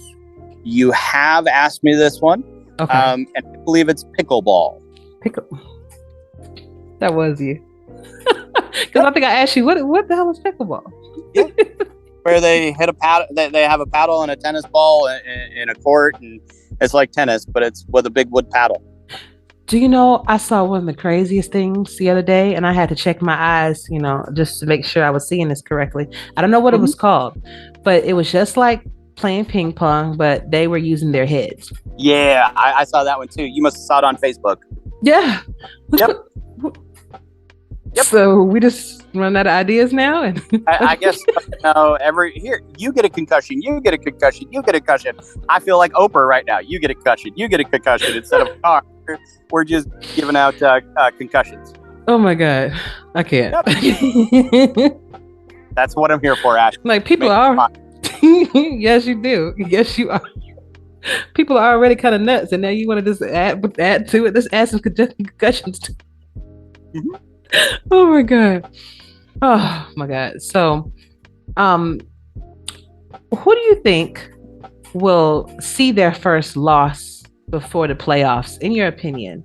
Would it be London or London? Oh, okay. Wow. London. And it'll be to Portland. Okay. Oh, I'll be looking for that one. That's gonna be my game of the week then. I'm gonna be watching that one. Please do. Awesome, man. Well, and I know we're never supposed to pick. You asked, so I'm going to say, and it will be London. Okay. And if you do, I'm gonna have you back on, and you like, see, I told you. But if you don't, I'm gonna have you back on and say, like, what happened, bro? What? Hey, and I will come on and I will eat my crow like the out here. So it's not the first time I've picked wrong professionally. In NFL, and I've done some pretty weird bets in the NFL. So I have no issues, coming back on and doing a crow speech. And you could even have Johnny on here, and I would do the crow speech to him if that's so happen to have to happen. Oh, okay. And you know how Johnny is, so I do. He and Johnny knows how I am too. So yes, I did. Oh man. So what's some advice that you want to give? This is my last question to you. What's some advice that you want to give to people that are coming in that want to be an owner and that want to have those power positions, like just coming in the league? And then what is your advice to rookies this season and how to progress? One, beware what you wish for coming into ownership. Indeed, tell you. Sit down and hold on and just watch the world go by for a few. Because that's what I did. Because that's what Jeremy Vega told me. He's like, Jacob, just sit down, hold on, and enjoy the ride for a little bit, and you'll figure it all out. For people that want to become owners, please, it's always nice to get a new fresh of eyes and opinions and voices and see kind of how they see the league growing and that type of thing. I think the only thing that I would have to say to possibly new owners or people that want to be owners is don't be pushy. You may have a great idea, and you want to help everybody out there, but if somebody wants your help, or if another owner wants your help, you're going to seek that help. You don't need it crammed down your throat per se. So just kind of, I would say, watch the room, learn the room a little bit, and then talk. Don't just go in there guns blazing and because you know how it looks in there when people come full guns blazing. Mm-hmm. But yes. It's a great brother and sisterhood in there. We're changing the league for the better. I can say that being in there from season 15. up until now. Definitely a lot of growth in the owner's room, and it's opening the eyes of people of how big this thing can get. And so, more owners with bigger visions and bigger eyes, and want to make this thing more of a career instead of a hobby. I'm all for it. For the rookies, new people here in the SFL, the only thing I can tell you is keep digging, keep working hard. Try to treat this as if you are a true college player, high school player, however you want to look at it. Just keep digging. Keep putting your nose to the grindstone. If you have head coaches in the minor leagues, or if you're really good with video editing, make yourself some video shots of your games or whatnot, kind of like highlight reels of if you're in high school and you're trying to show off to the NFL. I sometimes want to say stay out of Gen Chat. Every now and then, us owners just kind of lurk in there and see what's going on in there. And if you act a fool, it can hurt you. It's no different than in the real world. If you act a fool, your draft stock is going to lower. So that's what I really had to take away as a new owner, or a guy who came into the league as not even a player. You really had to put your best foot forward and show the league who you are and what you're made of, and that will really go a long way in this league. Is if you show who you are and you don't act something that you're not, it will show to the GMs and the owners and the scouts, and that type of thing. I agree wholeheartedly, and just make yourself known. Talk to people. Yep. Don't just come in and just what I gotta tell people is don't come in and just expect people to just come to you. Like, right. You literally have to go. I know I got on everybody's nerves talking. But back then you had to talk in order to get your chat ranking up and stuff like that. But exactly. Like, I literally talked to every single owner, and that's probably why I'm kind of well known now, is because I wasn't shy. And if I didn't understand something, hey guys, I don't understand this. Can somebody please help me? Don't be afraid to ask questions or ask for help, because that's what we're here for. We were all once rookies before. We were all once new to the league. And I remember when you were a rookie, you actually had those aspirations to be an owner. And I told you that you could if you put your mind to it, you can do anything. And look at you now, man. So that's dope. Yes. Look at how much you've grown. Right? I know, right? My mama would be so proud of me. Indeed. Yeah. Jacob, it was a pleasure having you on. Come back whenever you want to. I will be having my panel, so if you want to come in and be on the playoff panel, you feel free to do so. But right now, I'm going to give you the floor for your last words. So that can be a shout out, that can be a poem, or even a song that you want to sing. Right now, floor is yours. Ashley, my shout out is to you. I want to thank you for just being an ambassador to the league, and letting people who are a little bit shyer, such as myself, and you say, yeah, right, Jacob, you ain't shy, but shy people a voice and gets rookies' names out. I know my staff listens to your shows of rookies talking, and it's tremendously helped out my staff. So I want to thank you for you doing what you do for this league. I appreciate it, man. I do it because I have a passion to help people, and that's whether that's in real life and here. And I was really wondering if people were watching my shows when I have the rookies on, because I'm literally doing the work for you. Like, right. I'm asking all the questions, you see their faces, you hear their voices. Like, bro, just watch it. I appreciate. I love it, girl. Hey, it's gravy for me. I'm like, thank you, Ashley, for doing my work for me. Hey, Nelson, have you talked to this cat? He's like, I talked to him before Ashley's show. I'm like, okay. did you listen? He's like, of course I did. I'm like, okay, cool. Love it, man. Well, thank you, Jacob. Thank you for your kind words. And I'm looking forward to having you on the show again. And good luck to you for the rest of the season. I would love to see y'all make the playoffs somehow. Thank you, Ashley, and good luck to you. And a seamless plug, check out Evo 9X, the Portland Fleet gear. We just dropped that today. I'm not quite sure when this show's going to air, Ashley, if it's going to be this week. This Thursday. Ooh, nope. I don't know if it's going to drop by then. So I got some huge news, but I just don't know if it's going to be ready by then. So I can't say it because it's kind of top secret right now.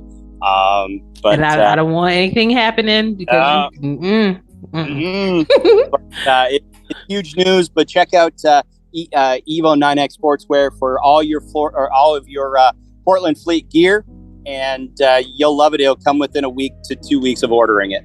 Ooh, I like that. Okay, both. Yep, I like that. And if you give me the link, I'll put it in the description, and then people can go check it out. I'll be happy Perfect. to. All right, brother. Thank you for your time. You're very welcome, Ashley. Stay safe out there and keep being awesome. You too. All right, Ashley. Love Bye. you, man. Bye. Bye.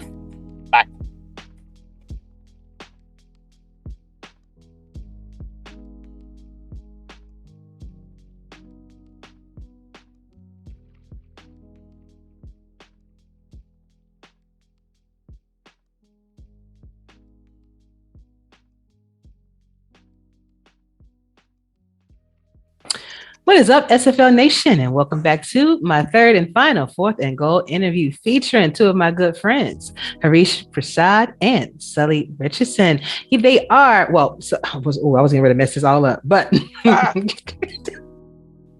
Harish is the owner and coach of the Carolina Skyhawks.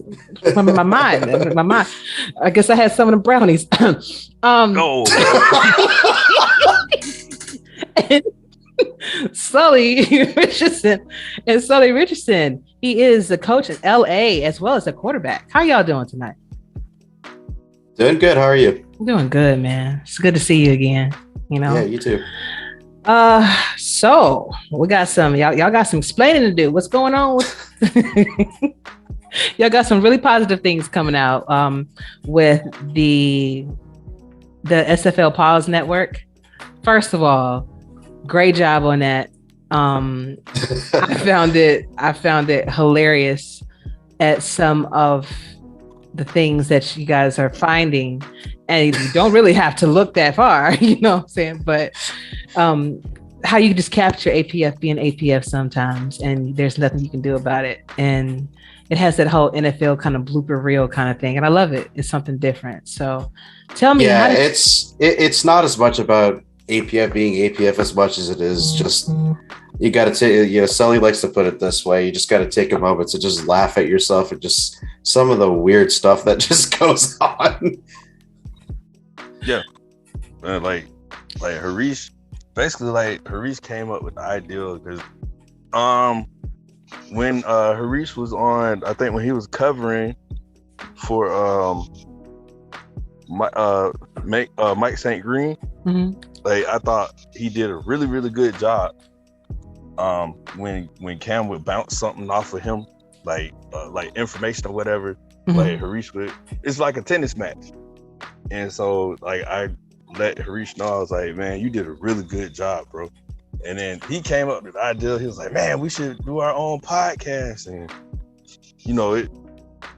I don't think we get through the first episode. We'd be laughing so hard. So, like, You should have heard us 5 minutes ago just trying to come up with something for this one clip we had sent in. Oh yeah. So like I can imagine. Yeah, the sleepy chicken. We was laughing at sleepy chicken and hot grapes and cheese. What? But yeah. I'll send it to you. Don't worry about it. So like Harish was like, man, I got an idea, because like I think Harish have more like videos than I do, Like we of course. It's just the amount of time we've put into just putting dumb crap together and just posting them. Yeah. Just kind of bloomed this idea of might as well just spin this in a different direction to make it more content based. Yeah, it's fun, man. It's real fun. And y'all, I love the creativity that it takes to even do that, you know. So what was your main purpose for creating that? Just for anybody that had a question as to why y'all decided to do it in the first place. Well, I can say from my end, because and we'll just be like honest. I'll be honest, like you know, when we lost against our last opponent, Portland. Mm-hmm. Yeah, like my mental wasn't too good or whatever. So but I think we did the Pause Network. I think before that. It was like the week before, yeah. Yeah. So, like, but like when you think about it, man, like even in bad times, you still gotta have fun. Like you still gotta take time to laugh at yourself. Like I guess for instance or whatever, like I'll walk in my house. I know it's dumb, but I'll walk in my house and accidentally like run into the wall. Like. You laugh at yourself or you stub your toe or whatever. You do dumb stuff. You just gotta have something where you're like, how in the hell did that just happen? Yeah, exactly. You know what I'm saying? Like, I think I used to like run into a door or something, or your belt loop would get caught on a door frame or whatnot. Like sometimes, like when I'm by myself, I like push the door, like it's another human being. Like what? Say what?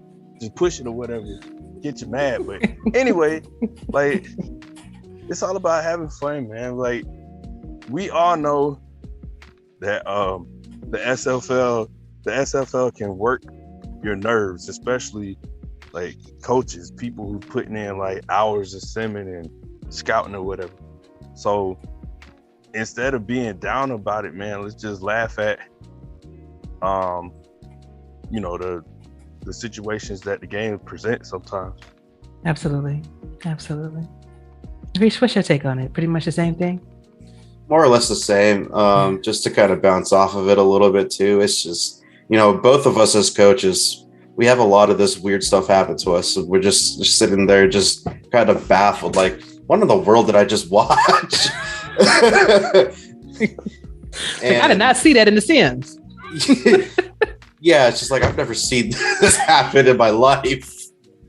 Like that fake, or not the fake putt, that putt that sailed over their head, and it took us about 5 minutes to clear up what in the world just happened. You know, you hear Colin in the game going, "What's going on? What's going on?" So it's just kind of an outlet as it's like comedic relief. It's just kind of a moment of, we take ourselves so damn seriously as coaches, you know, as players and whatnot. And so it's just kind of an outlet for all of us just to sit back and have a quick laugh. Yeah. And I get it. You know, and oftentimes you do find yourself being like that because so many people depend on you to deliver on, you know, your promises that you made. Like, hey, we're going to have a good season, or they're paying their money, so they want to see the team win. They want to see their players make those killer plays and things like that. And when you don't, I would imagine as a coach, definitely as an owner, I definitely understand, and as GM, you want to try to give everybody the best experience as possible. And then you look at yourself like, what am I doing wrong? And then sometimes you can get hard up on that. So I'm glad that you guys, you know, came up with that, you know, that whole thing. Speaking of wins and losses, though, I want to know how you think your seasons are going so far. So, Sully, I'm gonna start with you first. Now, this loss to Portland, I'm sorry, this win over to Portland. I actually, wait, hold on. I'm sorry. We lost. Sorry, my bad. What do you think that you guys could have done better? Because I'm looking at the stats right now. The only thing that I can gather is that if you would have got your rushing game off, you probably would have maybe got a better result because they held you guys to only 78 yards rushing, where they had 189. They were more balanced on both sides of the ball. Yeah, well, I say like it's got to be like a fine balance on both sides of the ball. So like I know sometimes, even though I know I changed some of my philosophy, like I'll do it from week to week. Mm-hmm. Like when we faced Portland, like in the Sims, the running back, like he had more reception yards than rushing yards. And as we all know, like the Sims and the actual game can tell like a different story.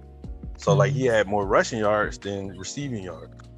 So like my plan is to plan for everything, every possible situation or whatnot. It was a close game. Yeah. You know what I'm saying? But like I say, on both sides of the ball, you gotta be even, man. To what, like, I mean, it's out of our control once you put the plays, once you turn your playbook in or whatever. But I think like we're super close.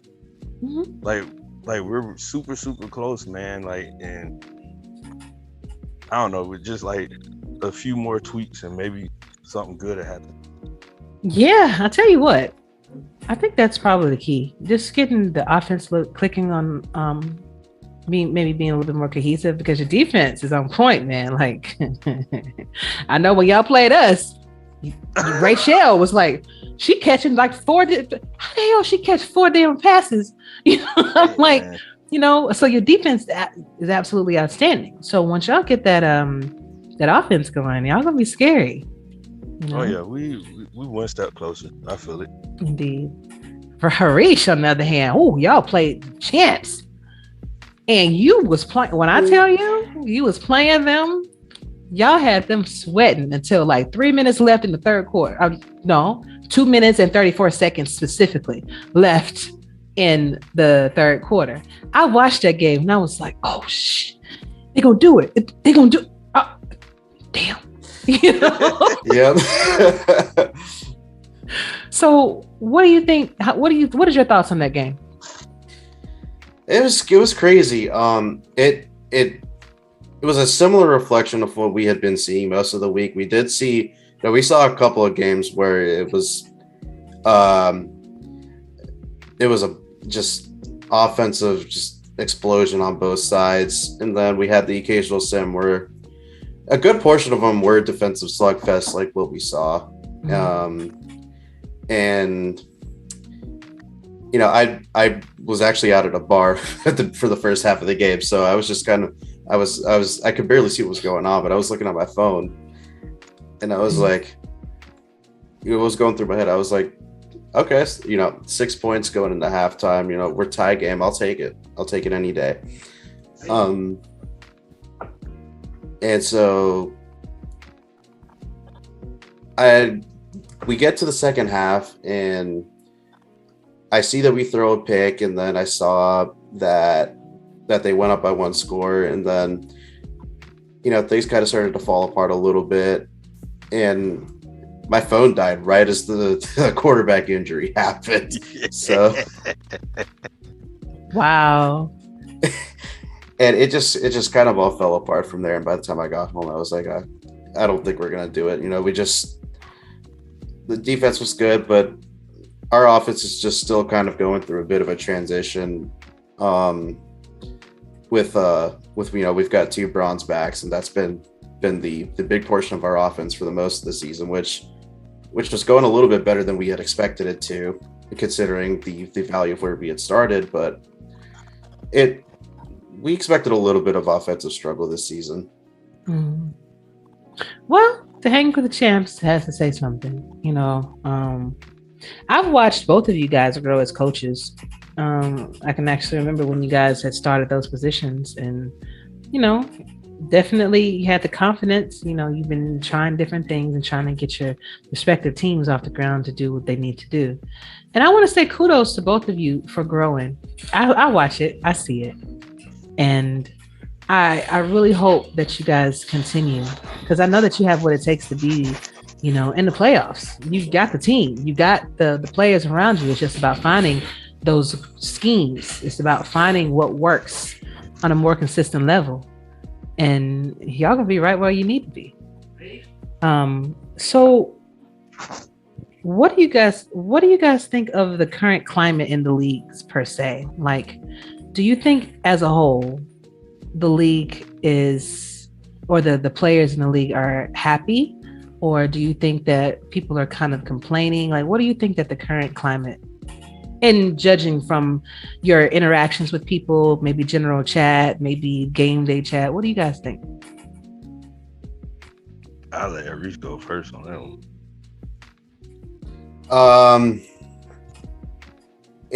I've been a little bit in and out of the chats this year. My schedule's been a bit all over the place, but a lot of what I see is just it's kind of all over the place, right? It'll just be those random moments where either you'll see people trying to get into fights, trying to hype up their rivalries, and then you'll have those moments where it's just me and Sully posting random nonsense in the chat for about an hour at a time, and people are like, what the hell is going on? Raining memes and shit. Yep, exactly. The root of SFL Pause Network, but Yep.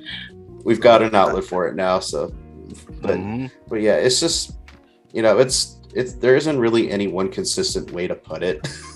It's just kind of all over the place, and I don't know if you had something to chime in there, Sully.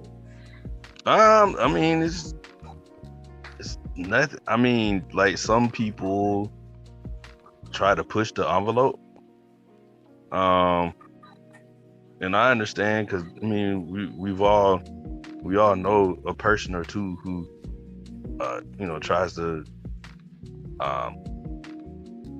push forward, or trying to see how many people they can offend, and then say, hey, it was meant to be funny, but I mean, other than that, like, the numbers are growing, and people are really, especially the new guys and girls, like, people are really excited to get started with their journey. I'm excited. I'm not looking forward, you know what I'm saying? Because I mean, it's still a chance. I believe it's still a chance that Carolina and Los Angeles can do something. But like, at the same time, I am excited to see the new crop of SFL, pros. Hey, and the light went off. So so anyway, yeah, I blended in with the background. Stop it. I wasn't gonna say nothing. Been there, done that. Oh yeah. So yeah, I mean, it seems like, I mean, the more and more people come into the SFL, I know that there's gonna have to be more checks and balances or whatnot, but it's just exciting meeting new people and enthusiastic people and whatnot.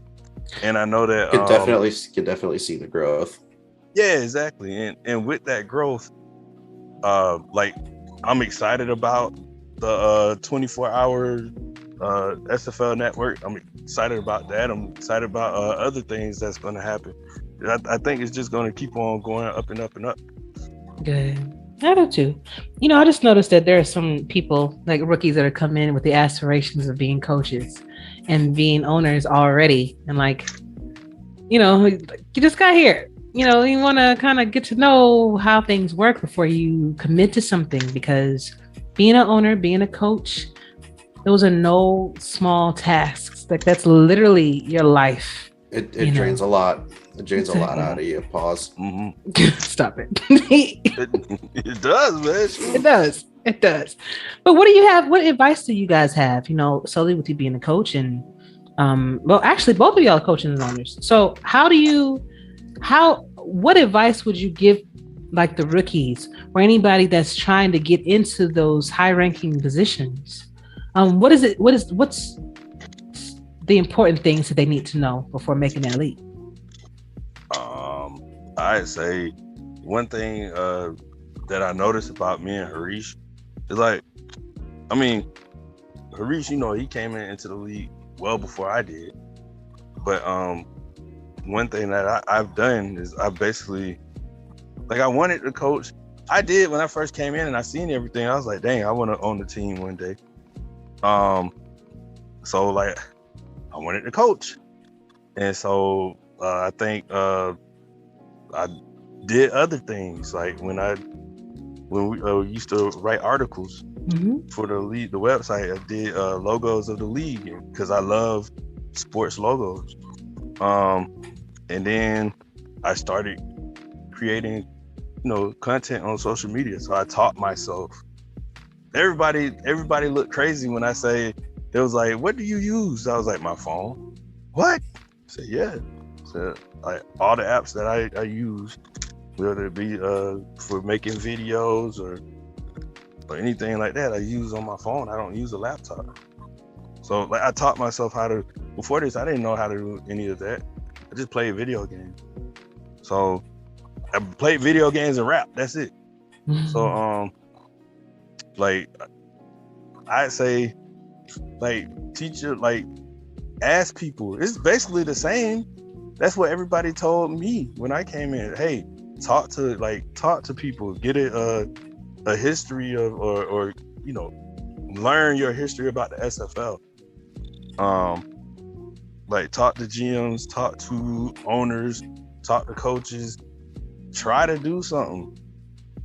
Like, try to do something, because people love seeing somebody who's willing to learn, willing to listen and take sound advice. That's my thing. And don't be a turd.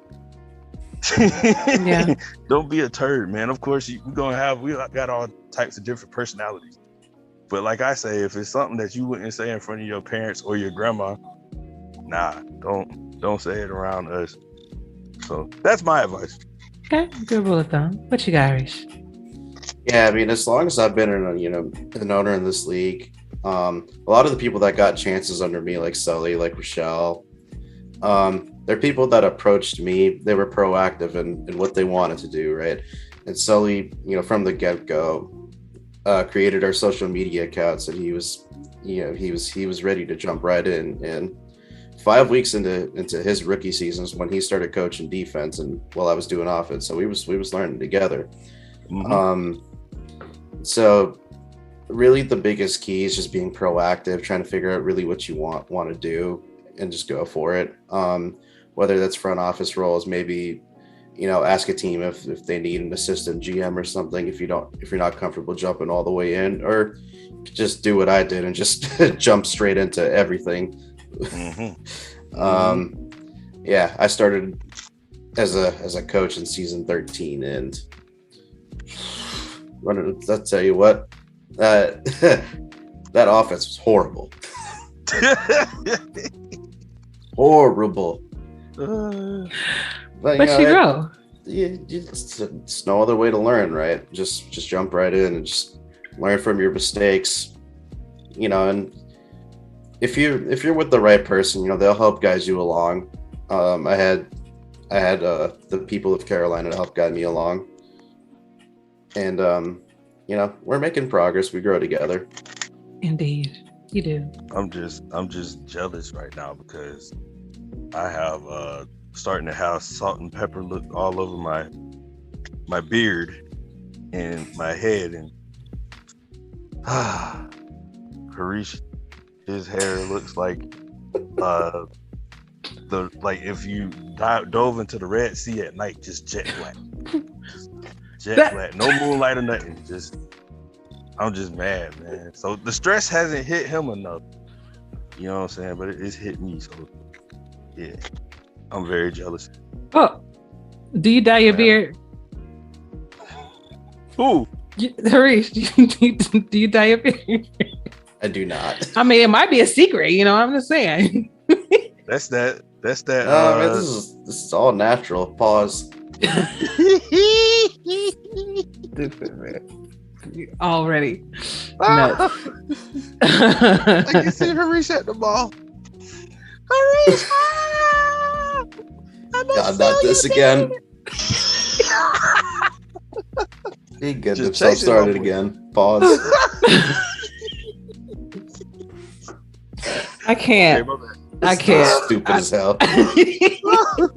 If I could just touch the hem of his beard. Oh shit. I can't. Both of y'all nuts. Okay. Pause. So, as coaches, I would like for you to tell me one thing that you know that you're damn good at, that you've excelled at this season, and then what's something that you know that you have to work on for next season or for this season, because we still got time. I'd say I'm damn good at limiting the offense from scoring a lot of points. Like, because my whole philosophy is pressure. So it's been like that ever since Carolina. So just put pressure on like any and everybody. But one thing I need to work on.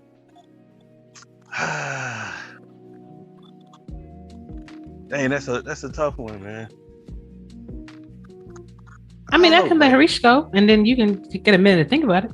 I say I haven't been getting as many turnovers as usual. I'll say that. Like, the turnovers haven't been as plenty as past seasons and whatnot. So just gotta get that back going. Gotcha. What about you, Harish? I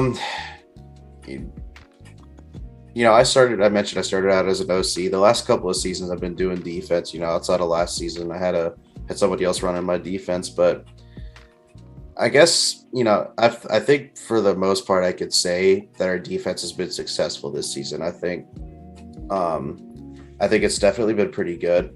The thing I would say is, as far as what I could do better, is stay consistent. Because we've had, these games like Baltimore, we've had the games like Vancouver, we held them, 24 points, and then, we threw a pick six. So I'm not counting that against the defense against Baltimore. Right. We've had those type of games, but then we've had the games like DC early on, but that was early. It was before our first bye week. And then, games like Tulsa where we just kept shooting ourselves in the foot. We just couldn't get off the field. So just got to find a way to stay consistent. But I may, we'll see how the rest of the season goes. But I think I may have my winning recipe on defense. Okay. Gotcha. What about player aggression? So, we all know that the forced player retirement is pretty much not a factor, right? At least not yet. But what do you guys think of players regressing? Let's say they've been in the league for 30, 40 seasons. That's a long time. It's 30 seasons, just to throw a number out there. And then slowly, just as a real NFL player would get old, and they start to regress, maybe not run as fast, maybe not do as much as they used to. Do you think that could be or should be a thing in the league?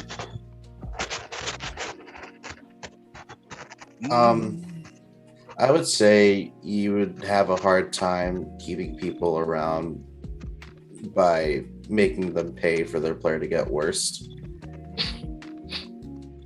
Yeah. That's my initial thought on regression. Yes, I agree on that one. People. It seems like people, like some people are retiring at a natural pace. Yeah. You know what I'm saying? Like, it's some people who you thought that would be in the league longer that left. because of in real life issues or other circumstances or whatnot. So, yeah, I don't think it's a good idea. Okay. Just so you know, Sully, your camera is off. All right, good. I mean, that was just a good point I've been asking everybody. Oh my God. What? I need you to explain. Please. I was just trying to find this. This is one thing that when I explored the intranet, like I'll find like just funny videos. So the University of Connecticut, they had a history of like from their current logo all the way to the very first one. And the very first one is the head right there. Okay. So it's just so happened that somebody put it on the University of Florida Gator body. So, I wonder how many people you pissed off. Go Florida State. I can't. Oh my God, you got one. When I showed Harish that, man, I think both of us almost died. Like every time we look at that face. Oh God. You all right, Harish? No, he's not. So dumb, bro. Oh my God, I can't. Y'all are nuts. Oh God. You got the head, man.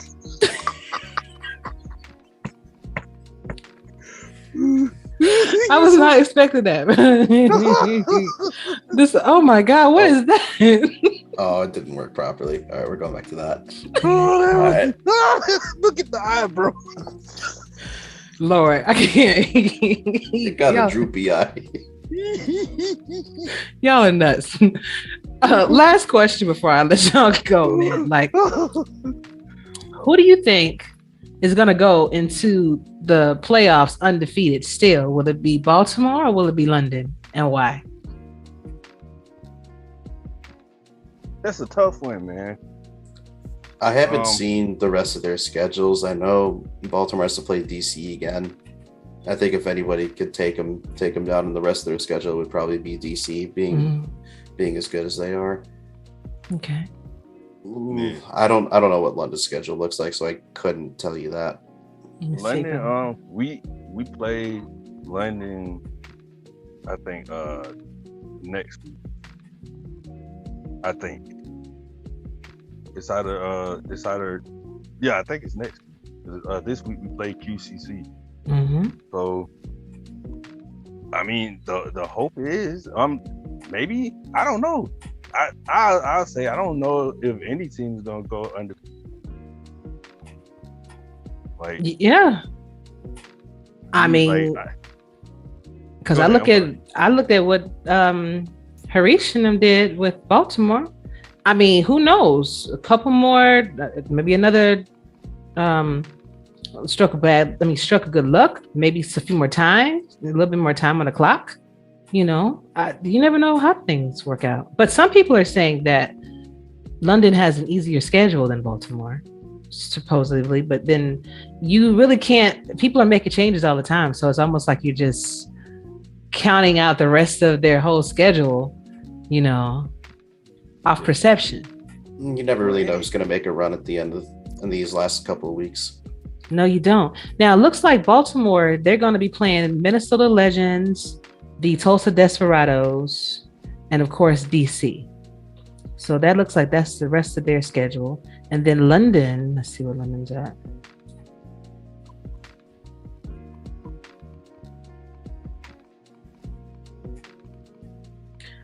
London will be playing, Los Angeles, Portland, and Motor City V8s. Like I said, like anybody in this league is beatable. Like you look at Vancouver was on the roll. You know what I'm saying? Like, and now they hit a rough patch. Like anybody can be beat. Yeah. Like Baltimore. Yeah, Baltimore, I mean Portland's got a bit of they've got their offense going quite a bit over there. So maybe they could take down London. They'd have to keep up with that high-powered offense. Never really know. Sully's got that defense going, so they if I think if anybody could stop that offense, the rest of the remaining schedule would probably be Los Angeles. So it's all about matchups. Indeed. Indeed. Well, fellas, thank you so much for joining me tonight. I really appreciate your time. And of course, y'all can definitely come back whenever you want to. I'll be starting my panel interviews for the playoffs. So I'd love to have you. But before I let y'all go, you have any last words for the good people? I'll give y'all the floor.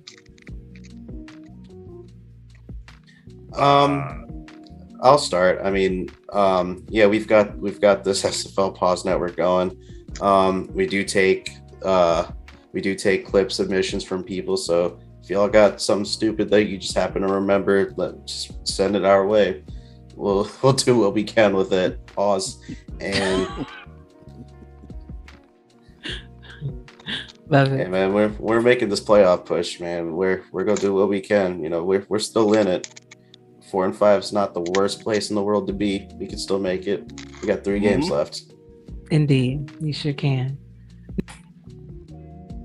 All right, Sully, what words of wisdom or shout outs you want to give to the good people out here? First of all, the light went out again. Did they got a timer? Yeah, it's got a timer. It's the flood. Like I'm telling you, where Harish come over here, we play Georgia, we play flashlight tag. Me and him would win. All we gotta do is just do like this and close our eyes. Stop it. And it'll be good. Anyway, I'd say, Stupid. Dumb. Such a dumbass, bro.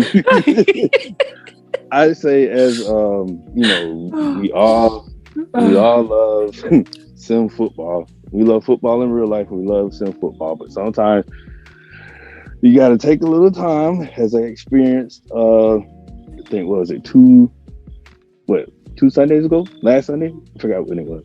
Anyway, 2 Sundays ago. Like we guys take a step back sometimes. Go outside. Look.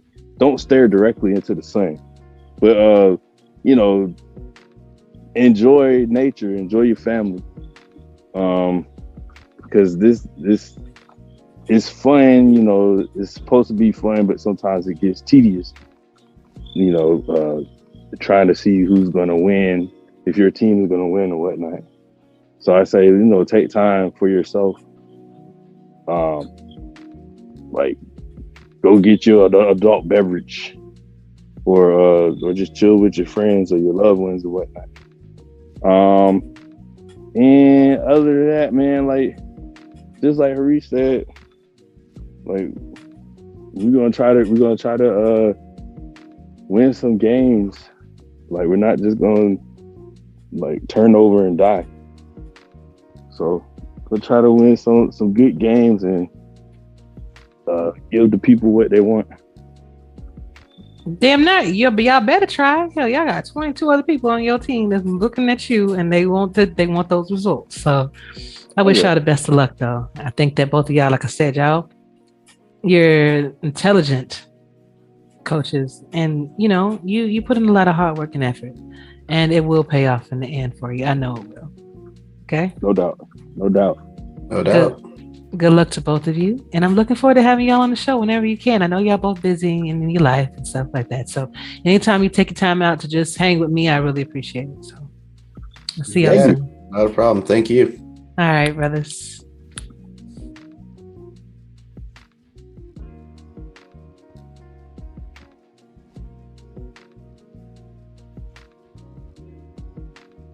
One. That is it. Thank you so much for joining me this evening. I want to thank all my guests for being on the show, especially my guests, Diggy and Eddie, for being on. Gentlemen, do you have some words of wisdom, some words of encouragement, or just some words for the people that are listening? I do, but I'm not ready to share it yet. Okay. At least not just yet, not till it's public. But okay. Communicate. I say that. Communicate. Communication is key in this league. All right. Well, I'll end on this. No, this isn't a jumpsuit, Eddie. No, it's not a jumpsuit. It should have been a first ballot Hall of Famer, Devin Hester. Dub Bears. Yeah, Limit that win. Keep it going. There you go. That's it. That's all I got. Dope. All right, and to everyone that is listening, everyone that is watching, thank you so much for joining us tonight. I'm looking forward to bringing you another great podcast next week, y'all. But until then, stay safe, treat each other well. For Eddie and Diggy, Striker, we're out. Arizona, I love y'all. Let's go, man. Indeed. We love you too, Coach.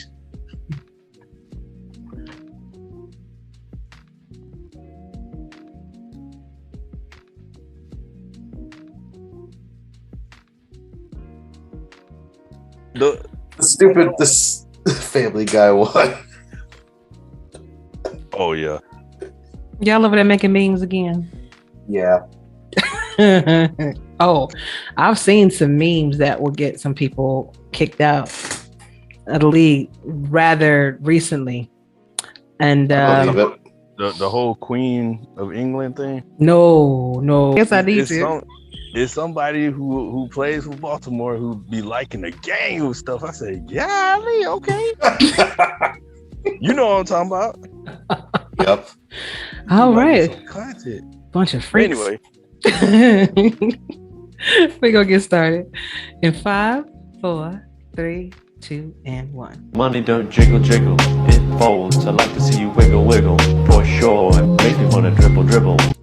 Now, one thing, now this is gonna be for the cut, like the little blooper reel thing that I do at the end. So, what do y'all think? Who is your NFL teams? Did they win or did they suck like the Falcons did? How the hell you lose that damn game like that, man?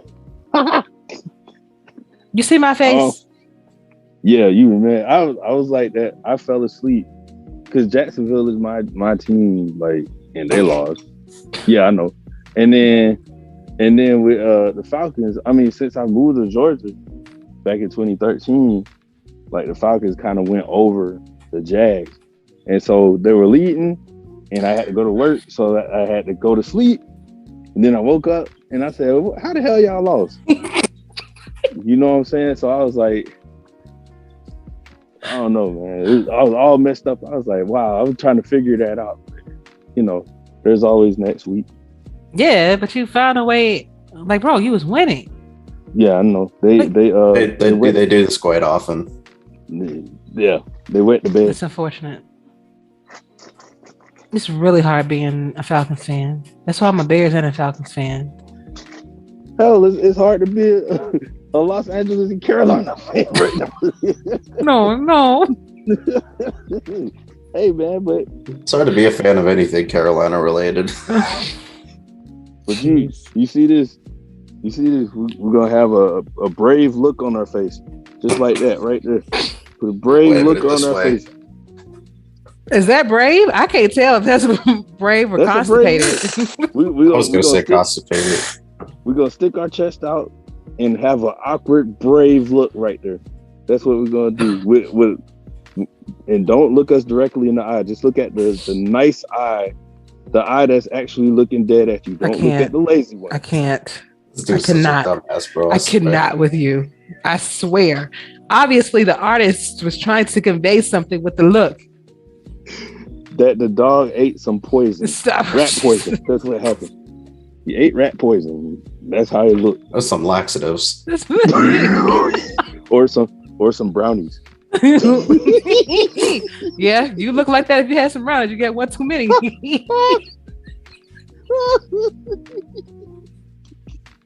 Oh, I can't. Hey, it's legal here. So. Oh man, but if you could be a fly on the wall when I caught Harish yesterday. Oh my God. I was like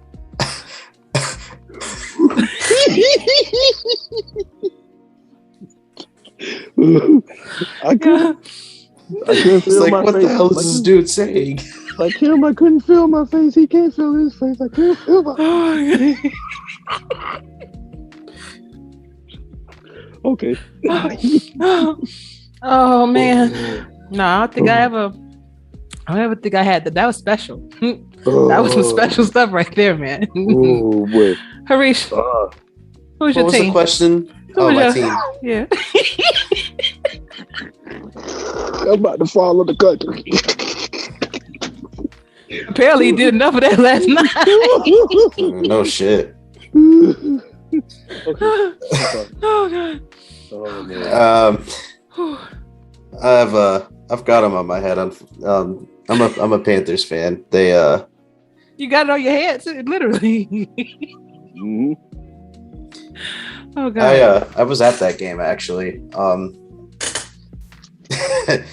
It was wild, man. It was funny story. I was paying attention to that Falcons Saints game too, and I was like, I should have known better.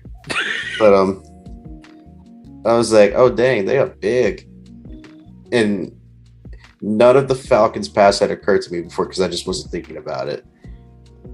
Because we needed to put a comeback on of our own because we was down pretty bad in the first half.